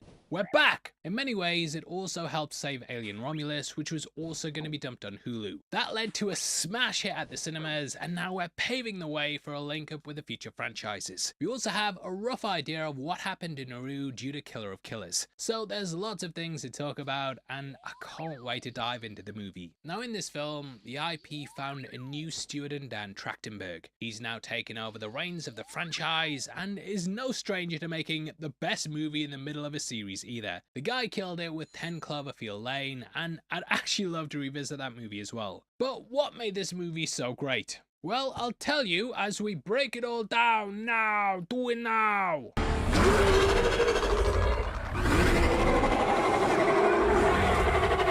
Now, to me, what made Prey so special is how we finally moved on from those same environments with the military or mix. Things had always been set in the modern day, but after the ending of Predator 2, we knew that the Yucha had visited our planet for several centuries. This was expanded upon in the opening of Alien vs Predator, where we saw the Yucha hunting xenomorphs in the time of the Aztecs. That's actually the next film that we're going to visit, so make sure you subscribe, but we'll do those two next, and then do Killer of Killers before moving on to Badlands. Now though the movies had stuck to the modern day, the comics had explored several historical periods. This included the age of the pirates and the US Civil War. We even saw Predator hunting in the time of Jack the Ripper, and it felt like there was limitless potential. Trachtenberg had noticed this as well, and felt like the gun at the end of the Predator 2 was a neat thing to explore, and this movie does kind of decanonize the original comic. There it debuted in Predator 1718 and belonged to the pirate Raphael Adolini.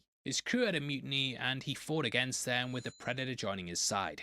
In his death he handed over the gun and it was seen as a symbol of honor. We don't know how it ended up back for Killer of Killers yet, but I'm guessing that they may have gone back to Harrigan. Now, this movie itself had been gestating since 2016. Dan Trachtenberg and writer Patrick Asen actually approached Fox when the Predator was in pre-production. Speaking with Collider, he mentioned how he hoped the movie would come out before the 2018's Predator, but yeah, wasn't meant to be. Fox was fully focused on that, and due to the extensive reshoots, it took a lot of effort. So people at the studio weren't exactly excited to work on something else when that film was causing so many issues. They also had trepidations about the fact it was a prequel. Trachtenberg compared it to Solo and said, you can do this sort of prequel movie while also releasing a modern day film. I do kind of agree with that, and we're constantly seeing with stuff like Star Wars how they jump about the timeline and still produce good stuff from time to time. Now, Trachtenberg initially just wanted to release a short that would teach us about Naru. We'd learn her story, see her life at the camp, and then get the bear scene that would end with the reveal that we were actually in a Predator movie.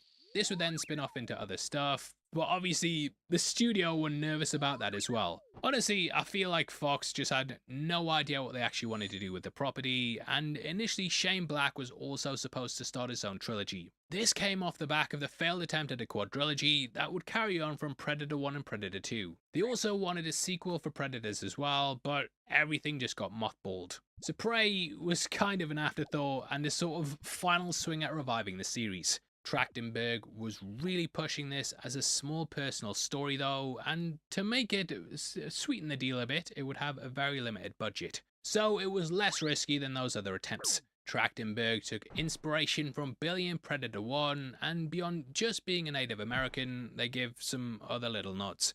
Specifically, the pouch Naru has in this movie is the one that Billy has in the 1987 classic. If you've watched our breakdown of that film, then you'll know the original screenplay was about a Native American. This of course changed over time, but they've very much always been central to the franchise. Trachtenberg wanted to give a full movie to someone like that character. I would say he succeeded, and has now gone on to explore wildly different time periods in Killer of Killers. Now, due to Fox having done several films in the franchise at this point, I'm redeeming into We All Got a Tote. Studios. This included ADI, who worked on AVP 1 and 2, along with The Predator. In a great connection, Alec Gillis founded the ADI studio after Stan Winston scaled back his work. Winston was brought in to redesign the original Predator, so it kind of builds nicely off that. Alec himself even worked on both the Alien and Predator franchises, along with Independence Day resurgence. There's a neat little connection there, considering we saw a Harvester skull in the Badlands trailer. Whether it gets expanded upon, I don't know, because I don't know how that timeline would work.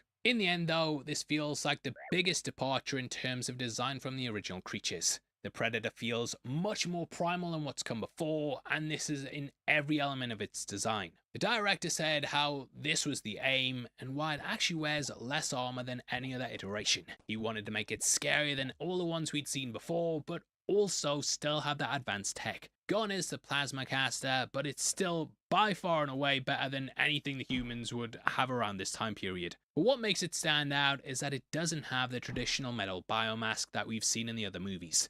It wears a skull, which was a superb choice to make it look even more menacing. Inside it though, you can see some of the tech. Some fans have shared theories that this is actually the skull of a river ghost from 2010's Predators. Considering they were based on the Amengi, it's a nice nod to the greater lore. Dan also said how they wanted it to wear its trophies as opposed to having it on their hip. This is also mirrored when we see Big Beard wearing the animal skin later, which I really like as it makes a connection between the two enemies of the movie. Now, unfortunately, the production ran into issues and was shut down due to COVID. This was a nightmare for the costume teams as they couldn't measure up the actors. It even led to them collaborating over Zoom and the kids of the suit makers having to stand in for the measurements. The suit's mask had over 27 servo motors, which were smaller than ones previously used, and you can really see the evolution of the tech throughout the movies. Like when first watching it, I thought a lot of it was CGI, but I was quite surprised that the majority of it was practical. Now, from the behind the scenes stuff, we know this is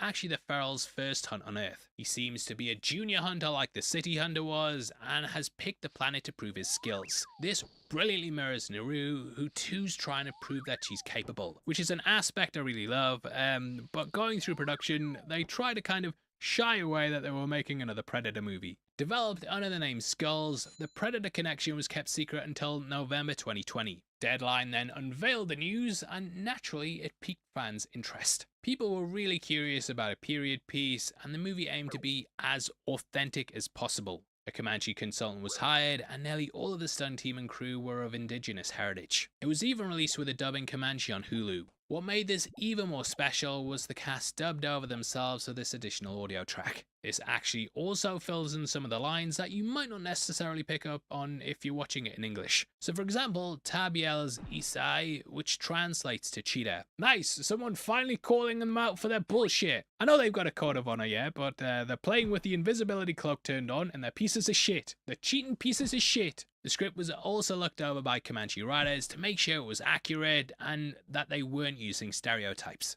All this effort paid off in the end, and I think even just as an authentic Native American movie, it works really well. That scene right from the off, which takes us to the beginning of the film. We're going to go into it more in just a bit, but firstly, a quick word from our sponsors. Now this video is sponsored in the He was a pirate whose crew tried to overthrow him. He fought against them and was joined by Greyback, who we met at the end of Predator 2. In his death, he gave him the pistol, and this was seen as a symbol of honor. Here though, they switch it up and he's just like a regular guy.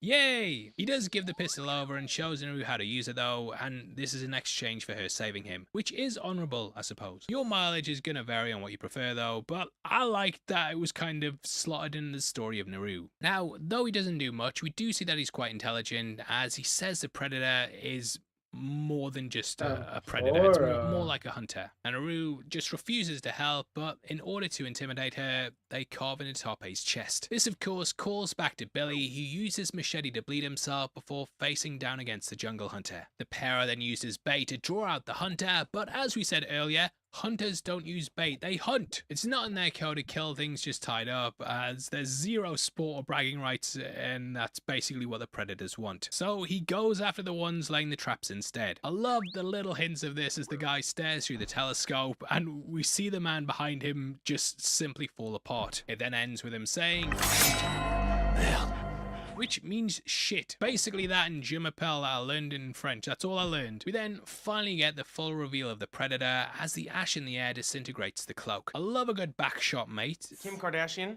Yeah, and this one especially. Then catches something out of the air, which I believe is to check what way the wind's blowing, but let me know below. Dan Trachtenberg even said that no one's guessed that the hand holding the dirt is actually CG. So maybe you can show off to your mates when you brag about how you can always spot CG, because I know you're one of them. The entire way this is shot though, and the kind of grey hue to it, it does remind me of the ending of the first film after the nuke had been set off and all the dust had settled. We then get the line, "If it bleeds, we can kill it," which obviously calls back to this. If it bleeds, we can kill it. Trying to escape the tree, Naru then works with her brother. Inspired by a trapped beaver that chewed off its own leg, she realizes she needs to act smarter. I'm smarter than a beaver.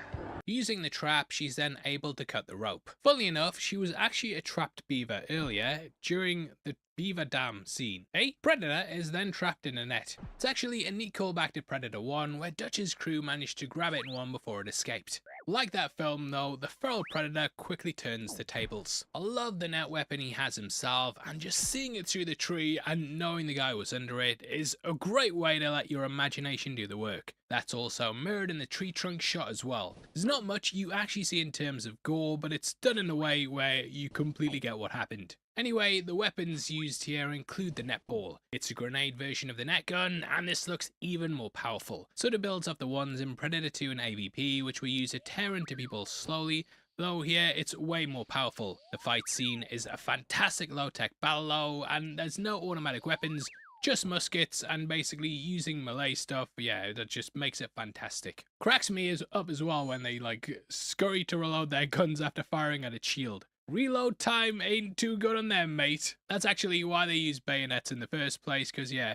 such a fuck on, you're better off just stabbing someone. Overall though, I've always felt that the scene feels similar to stuff we saw in the opening of Predator Hell Come A-Walking. That even saw the Icha hunting on America as it took down US Civil War soldiers. We then get a guy try and fire at the creature, but it just ricochets and hits him instead. This nicely foreshadows the end of the movie and the way that Naru takes out the Predator. The Predator has the last laugh though. Ha ha ha ha ha ha, as it's dropped its corner. That was my Predator laugh there. I know it was a recording, but that was a good impression I thought, and I'm leaving it in the video. Leave it in the fucking edit now. It's counting down to an explosion, just like the Jungle Hunter, but here we get some floating discs instead. It's actually very similar ones that we see in the Predator Badlands trailer. The team behind the movie said this was actually intended to be an homage to the nuke used in the original film, but they wanted something a little bit more low-tech. I think it works nicely though, and yeah, watching Naru walking away from explosion never looks uncool, that mate. She's so cool. She's so hot right now. She then heads to the camp to save her dog.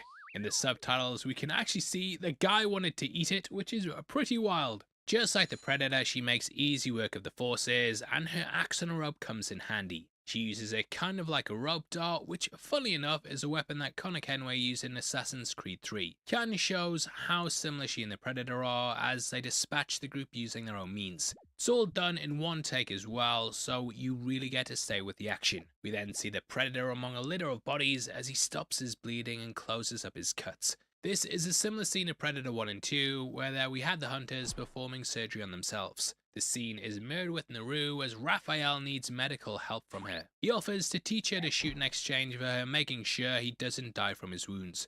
Raz's comic counterpart was ready to die in battle. This guy ran away. Well, hopped away because he got one leg. But yeah, having a gun, you know, that would be a massive turning point, as firearms were obviously also a big thing that helped the Europeans invade the land. It's here that she then offers the orange Totsia.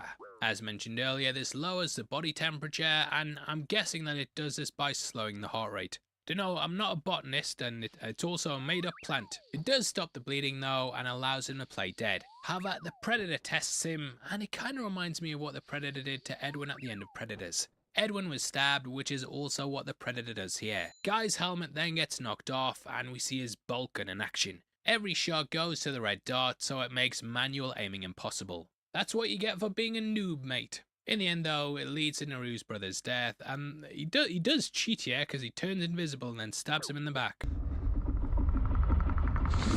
I like how you can hear the clicking though, and he basically retains himself as a threat so Naru can run. For the third time she's had to run, and ultimately it's the character's lowest point. Or death of the mentor, as it's known in the hero's journey. This often comes after entering the belly of the beast, which you could see as the French camp, and when she's then used as bait. Basically, it's like when they went to the Death Star and then Obi-Wan died. We then see as the news is delivered to her mother, along with his head. This is the second time that a head's been brought into the camp, and we of course end with Naru bringing one as well. Now originally they did have some dialogue in the scene, but it was cut out to basically let the visuals tell the story. Washing the blood from her hands at the lake, she then spots Big Beard. Using him as bait, my, how they turn tables. She severs his foot using the same weapon that cut off Raphael's leg, and leaves the rats to feast on him, which is a great moment. The gun's also left within crawling distance. It's here Naru puts on the war paint and monologues about how she's the true threat. Everyone underestimates her,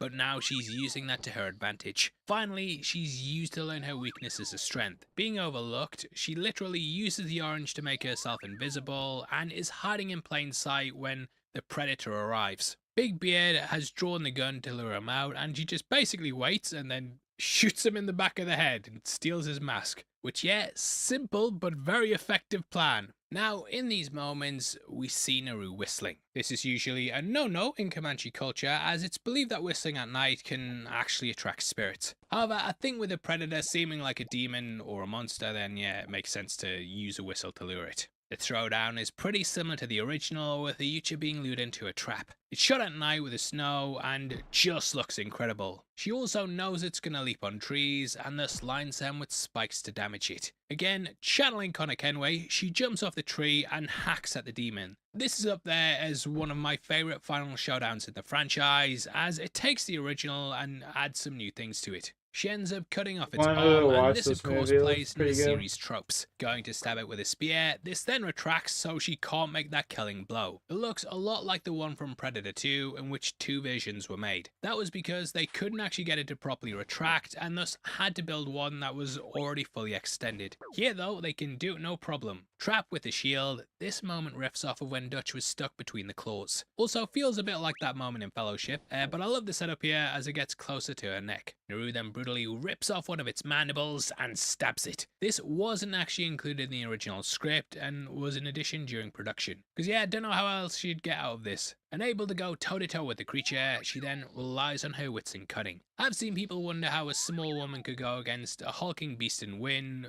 and they've used it as criticism for the movie. But it really works here as Naru has to use all her skills. Kind of like how in martial arts, your size isn't key, but it's more about your technique. Again, she uses being underestimated as her greatest weapon. Dan was inspired by sports movies where the underdog ends up winning in the end, and that comes across very clearly here. In the past, you know, we've never really had a Predator movie where the protagonist is overlooked as much as this, and normally they all seem pretty capable and badass. That's of course why they're chosen as targets in the first place. But I love I that just Naru redeemed the kinda toe. has You to gotta feel rip that the she's toe. equal for it to even consider I just killing redeemed her. and smoked the Using her toe. previous failure, You gotta she rip then the toe. traps It's it in your the turn. swamp. She's taken a weakness and turned it to a strength, and now used This her is your fall turn, as Gold. a way to rise up. She then says, Come on, come on, come on, come on. Do it. harking back to Dutch, begging the jungle hunter to attack him. Come on. Do it. Repeating her brother's affirmation, she then uses his mask against him. The mask saw him as the aggressor rather than her, and that was due to her being in this vulnerable position. Seems like a very big oversight, that, mate, and it's sort of like Traeger's shoulder cannon, which then shoots off his own head in the Predator. In the end, though, it works. She uses being overlooked to her advantage and finally completes her great hunt. Returning to the camp, fully blooded, she's now grown into a great hunter. She's then given the coop stick and receives the same ritual as her brother, proving everyone wrong. She's finally lived up to her potential. She also looks over to the young girl who'll now be inspired by her bravery and feats of strength, and probably get herself killed in like the next 2 days. The script actually says that the child's holding a bag of wood, which is a callback to earlier in the movie when Naru was handed the same thing. This was to show that that was basically her lot in life, but now she's showing this girl that she's capable of changing things. Now, in a major reveal for fans of the franchise, she then hands over Raphael's pistol, and it's the same one that was handed to Mike Harrigan. Now, you may be wondering just how the Ucha got it back. Well, obviously, you know, Killer of Killers, it kind of explains things, but I want to talk about that journey. This starts off in the credits, which is intended to look like traditional hide paintings. These were made in collaboration with Native American artists, and I think it looks fantastic. They start off by showing us the story of the movie in beautiful animation, but after we reach the end, the story continues on. The title hits, and we see that the Predators have returned. It's a mirror from earlier when Naru saw that first ship appear. As we learn from Killer of Killers, the Predators return to collect the best of the best of the best, sir. That film ended off with Naru, but since then, we've got an updated post-credit scene. There we see both Harrigan and Dutch, and when I watched it, I thought that it was gonna kind of lead into that eventually. I'll talk about that more in a bit, but when I first watched this movie, I thought that ending could be an homage to Predator 2. I did feel like they were coming back to honor them and maybe meeting up with Naru to basically be like, good job, good work. You know, they have a culture of respect, they let him live in that one, and I felt like, you know, killing the Predator, they'd be like, congratulations. Mike's story actually continued in Drug War. That's the best of the best, sir.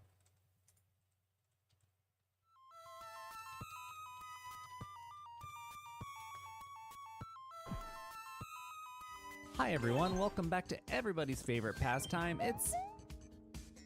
Who's that guy? Stage 1 with 30 lives. Treasure Hunter. That sounds nice. Is it nice? Hey. It's nice. It's nice. It's a little too nice.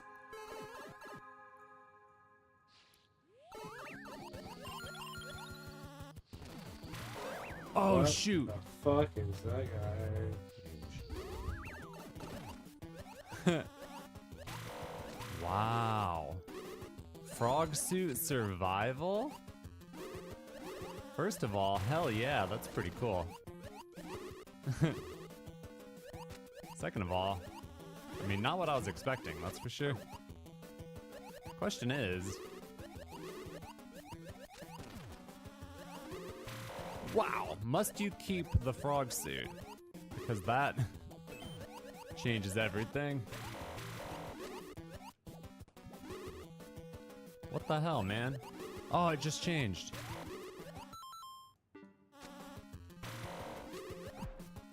Dude, must you keep the frog suit? I don't think you needed it. Huh? Dude, I gamed out of my mind. I got bodied right away and survived with shit.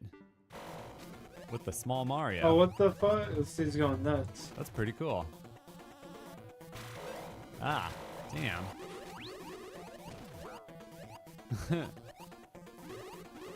It's cool though, right? Oh, shoot, this is hard. Damn.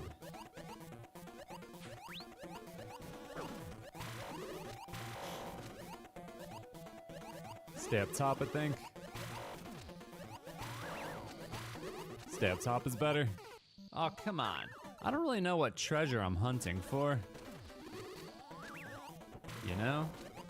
I mean, there was a coin there, I guess. Am I hunting? I don't feel like I'm hunting. I feel like I'm being hunted. You know what I'm saying? You mean the pet, bro? That was crazy. Cool level, man. I like it. I love a good frog suit level. I love it. I love it. It's so good. So good. Ooh. Man, I was popping off. You guys? I was popping off. That was pretty good. Are we almost out of here? That's pretty good. Man. Man, you guys. Fantastic. What a good start. Liking it. Moving on to stage 2 with 32. I already redeemed the Japanese. toke, motherfucker. Auto What are Mario. you talking about? Go back and watch it. Ooh, that's not I Auto just Mario, smoked that's one. wind. You smoke one. You That's smoke the another opposite of Auto one. Mario. I mean, you could argue he's automatic. The wind is automatically moving Mario, I guess, but. Ah! What you talking In about, Auto Mario Wallace? You don't have to move in a wind level. I gotta move a What lot. you talking about, 'Cause I'm getting Willis? blown all over the place, man. Whoa. Whoa. Whoa. Whoa. Dude, we're cooking. Yeah, I'm cooking, man. Dude, how was that the whole? That was it? That was so easy. And I missed a 1-up. Damn it. Moving on to stage 3 with 32. The Yeah, I can do Keys that. of Death and Okay. Hades. Keys of Death and Hades. I'll be right back.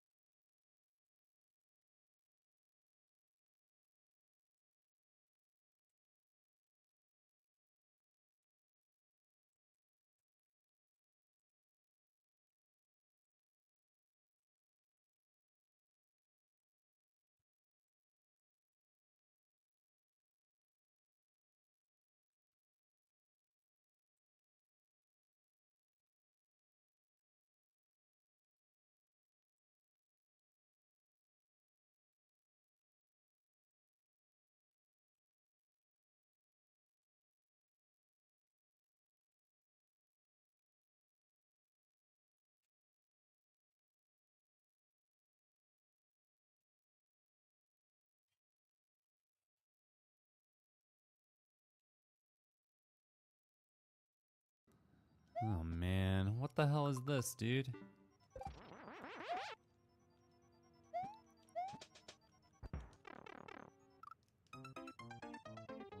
Okay. I mean, cape shell jumps are easy, so maybe it's not so bad.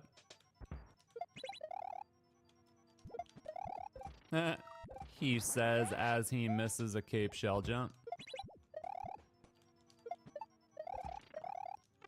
Oh, you gotta be high enough to activate that note block. Okay. Nice. Nice, man. No! We gotta re-grab real quick or else your spinny cape messes it up. What? I missed it? Come on. No, wait. Oh, it goes way to the right. Gotta learn the nuances. Man. Sucks. No! Stop hitting it. Okay, it's difficult with the setup. You gotta be really aggressive right there. And you gotta be very careful, otherwise you freaking hit the dumb shell with your dumb cape. So you gotta be really careful. So you gotta do the shell jump, then re-grab real fast. Oh, I didn't go far enough from the wall. Okay, I got it. Dude, would you not, please? No, don't flick the freaking thing. There's no time for that. Mario's flicking his shell.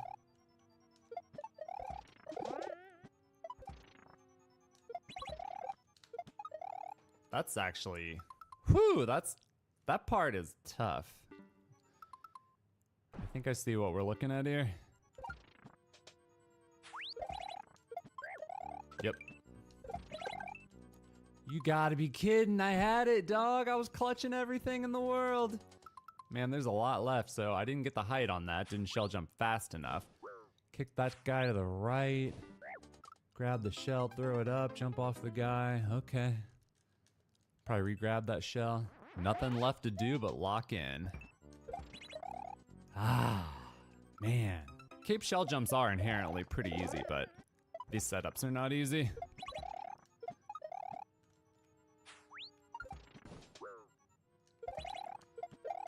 What? Damn it. I keep... I'm throwing it too early. Nice, man. Nice, man.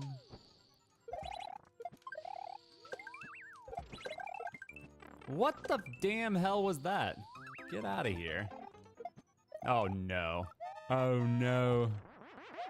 Oh, no. We're losing all our lives, man. Oh, no. Oh. This part is... You gotta flick your cape the moment you shell jump. Like, immediately. Or else it like... so weird. Damn it. What the? Dude, I kicked it, but also still got it. I heard it. I heard the sound effect. Ah! The hard part is like timing the little spin to not flick the freaking... Damn it, Mario. This is a good level, though. Fast-paced, fun. Not, like, tedious to replay at all. I do like it. There we go, baby.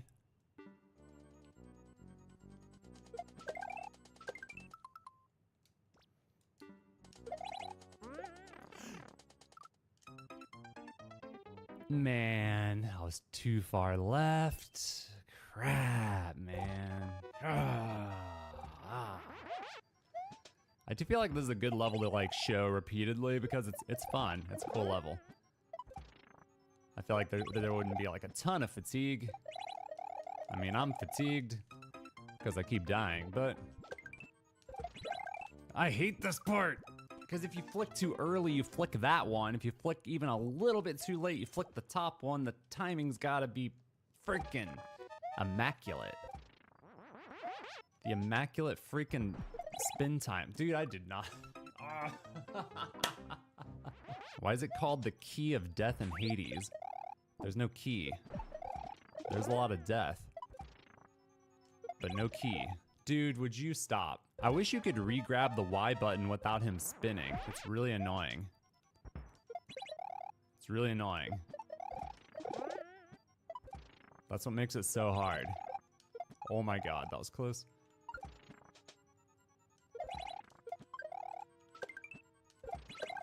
There we go. That timing's very precise, you guys. There we go. Nice.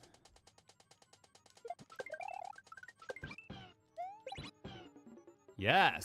That's nuts. Yes! That was There was crazy. no key. What key? Where's the key? I don't know. Fun level. I liked it. Good stuff. Cape shell jumps are fun. Moving on to stage 4 with 10 lives. Wait a minute, have I starred every level today?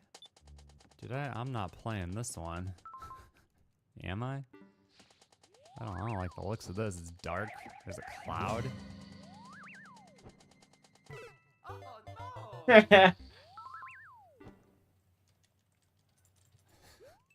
Test? You never want to play somebody's test.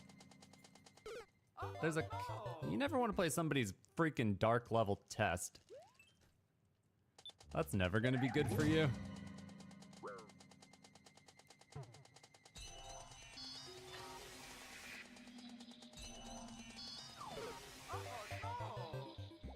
You just never want that.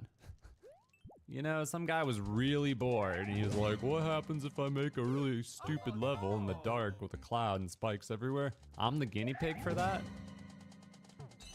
I didn't sign up for this.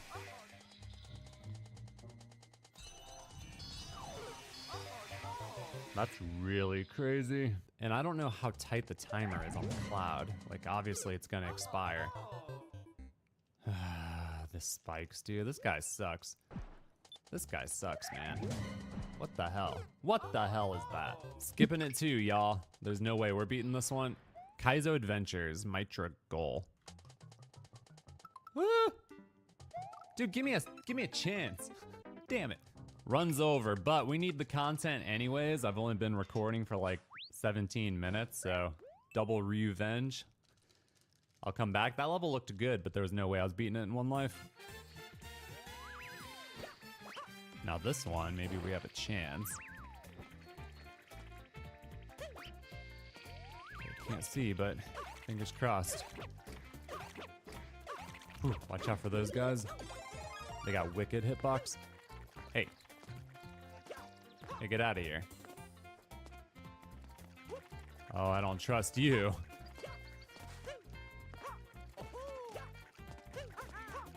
I don't trust you, man. Woo!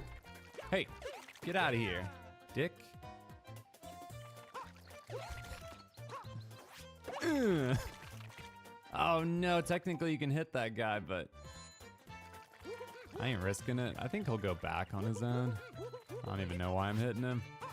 Just gotta wait. Bam, bam, bam. All right, in the pipe we go. Can we get some of that one life clutch? Can I get a little bit of that one life clutch? You know what I'm saying, man? Oh boy. I don't know how I'm gonna clutch it out if Pom Pom doesn't come over here.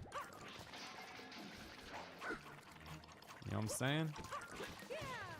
That's so stupid. That is... Someone slow-mo that shit.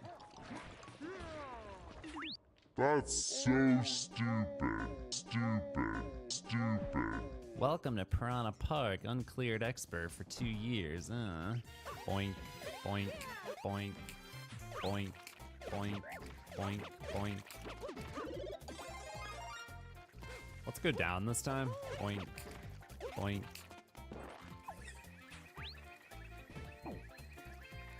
Oh, hell no. Don't you tell me I can YOLO over the top and win. No! There was cheese! To be fair, I don't know if I would have gone for that with one life. So, probably wouldn't have, but still. It hurts. Damn, it hurts. So test 1 is uncleared. I don't know how to continue this level. Any ideas? Maybe delete it is the best choice. Maybe delete this crap. pretend you never had the idea, you know? This one looks like it will continue the trend of actual good levels.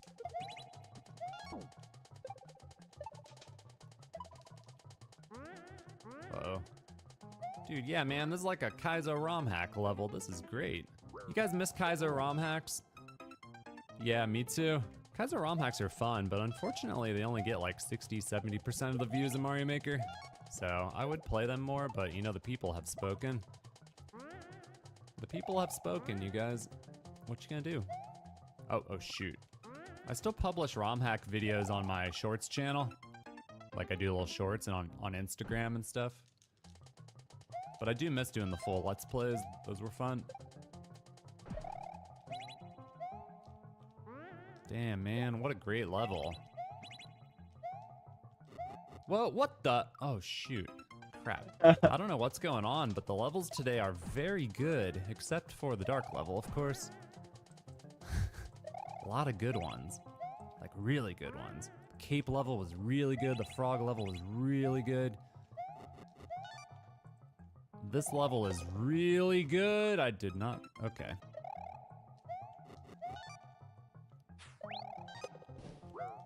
Whoa. That was close.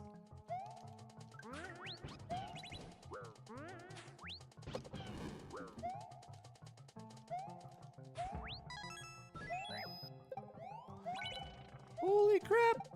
Holy crap! I don't know what's happening. There's an arrow going weird. What do I do here? No, I'm so confused, man. Oh, you place it and then spin jump on it? Do you put it down on top of the Goomba and then spin jump on it? There we go.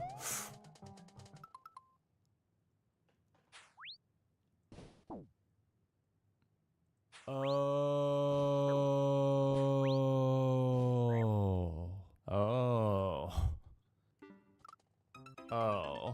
bro, I was right the first time. My initial thought was correct. You do a spin jump, you don't touch that. Okay, you don't touch the shell. You don't touch it.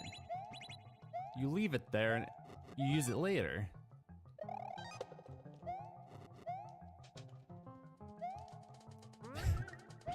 Okay, so you do a spin jump on the Goomba. Do-do. Do-do. Do-do-do-do. You freaking, dude, why didn't you put a Z jump, dog? It was so easy. That shit was so easy, dude. Oh. Oh. Oh my god, I didn't see it. Man, good level. How do you get that Yoshi? Huh? Yoshi? Oh, you have to do an actual shell jump to get to the top and get the true ending. For real? Can't miss the exclusive chance to get this true ending. I mean, seriously, dog?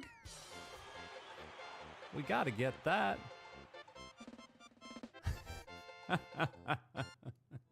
Good level, man, good level. Maybe the indicator could be a Z jump on that last thing. Because I got confused by the indicator. I thought it was telling me to... I don't know. Maybe I'm dumb, but I got confused by it. Ah! Get out of here, man. Get out of here. Get out of here with that. What the? What the hell was that? No. Well, alrighty then. Whoa! Woo! Hello. Okay, somehow I've avoided several trolls. Several trolls. Let's keep it up. Damn. Woo! There's a pipe down there. What's up with that pipe? What's up with that pipe, dog? Well. Awesome. There's nothing up that vine, by the way. It simply kills you.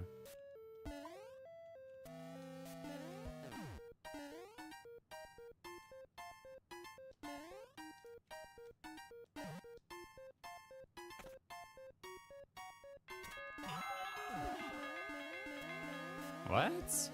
Oh, maybe you just sit in that crane over there, because there was a exploding wall to the right. Bring the P-switch with ya.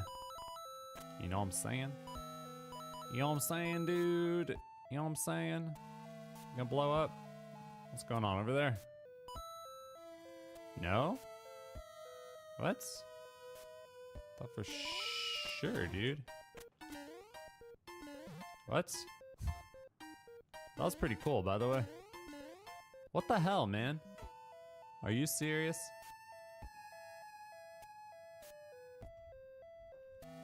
Do you have to wait forever?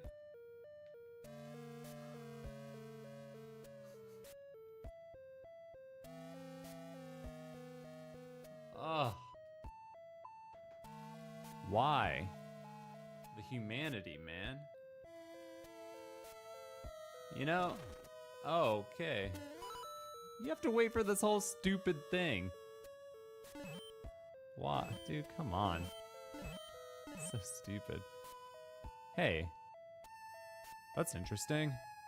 Because I got a P-switch that I brought from the other area. I think you need it, right? Because if you can drop them early. Ooh. Fire flower and stars. So look. Yeah, now that I brought a P-switch, can't I? I think I can. I think what I want to do is actually do this and then go BAM! Okay, that didn't work at all. What the hell? Wait, how do you get the guys? Or the fire? How do you get the fire?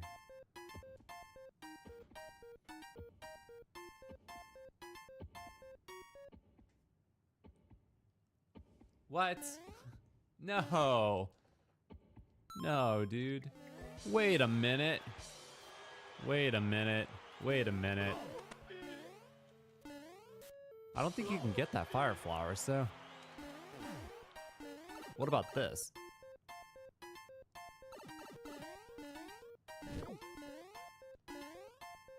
That's half the puzzle. You go forward, hit the switch, and then come back. But the P-switch needs to be active. You can reset though. You can reset the P-switch. So yeah, you go here, activate the P-switch. Or no, activate the red switch and then you hit this P-switch and then you can get back. And that's how you do it.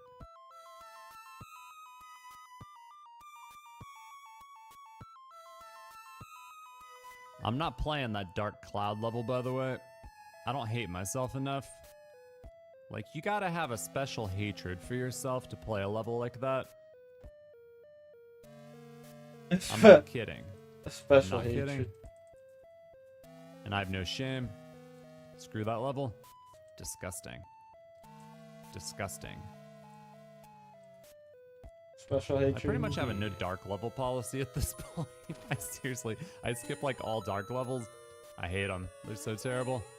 It's so rare. Like, how often do you find a good dark level? Basically never. They're all insufferable. Okay, hold on. So, you can reset the P-switch. Yeah. This seems promising. This seems promising, doesn't it? Doesn't it, man? Doesn't it? Oh, yes it does. Okay, now we hit you. Go in the thing. We got both. Seems very suspicious, don't it? YOLO!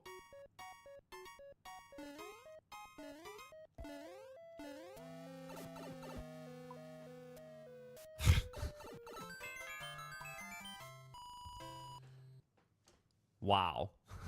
Awesome. Awesome, man. YouTuber know something. Ikedo eight wa sareru shikosu. I don't know those freaking kanji, man. Jeez. I don't know what this is. Maybe it's a Japanese YouTuber or something. I don't freaking know. Level sucked though. Whoa. Whoa, whoa, whoa, whoa.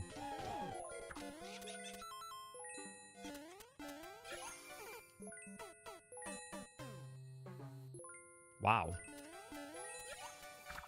Oh, there was a one-way right there. 7 mil cash stack. Nice. Oh, mushroom. Oh, you gotta wait and take damage, right?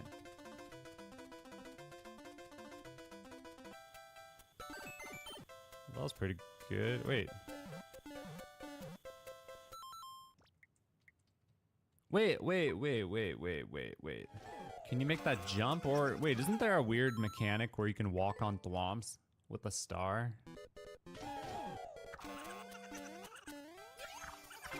What's in that question block up there? Right here. Oh, there was a P-switch, you guys. Oh. No, there is a mechanic where you can walk on thwomps with a star, isn't there? I don't remember what the mechanic is. I feel like there is, though. Okay, hold on. So the way to do this then is, you need to hit the P-switch, but you can't get the star. So what is my order of operations here? What is my order of operations? Crap. Hold on, thinking. Hit the P-switch at the last moment, right? Like as the star's wearing out.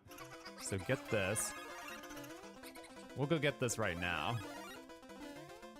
You gotta time it, like just... Oh, I timed out. Yeah, that's it right there. So you're gonna get a star. Hold on, get the mush. I should've got both stars. And then hit the P-switch like right now. And then win. Well, that's kind of a cute little level, you know? It wasn't bad, actually. Not bad at all. All right, I'm out. Thumbs up, subscribe, check out my other channels, youtube.com/Ryu.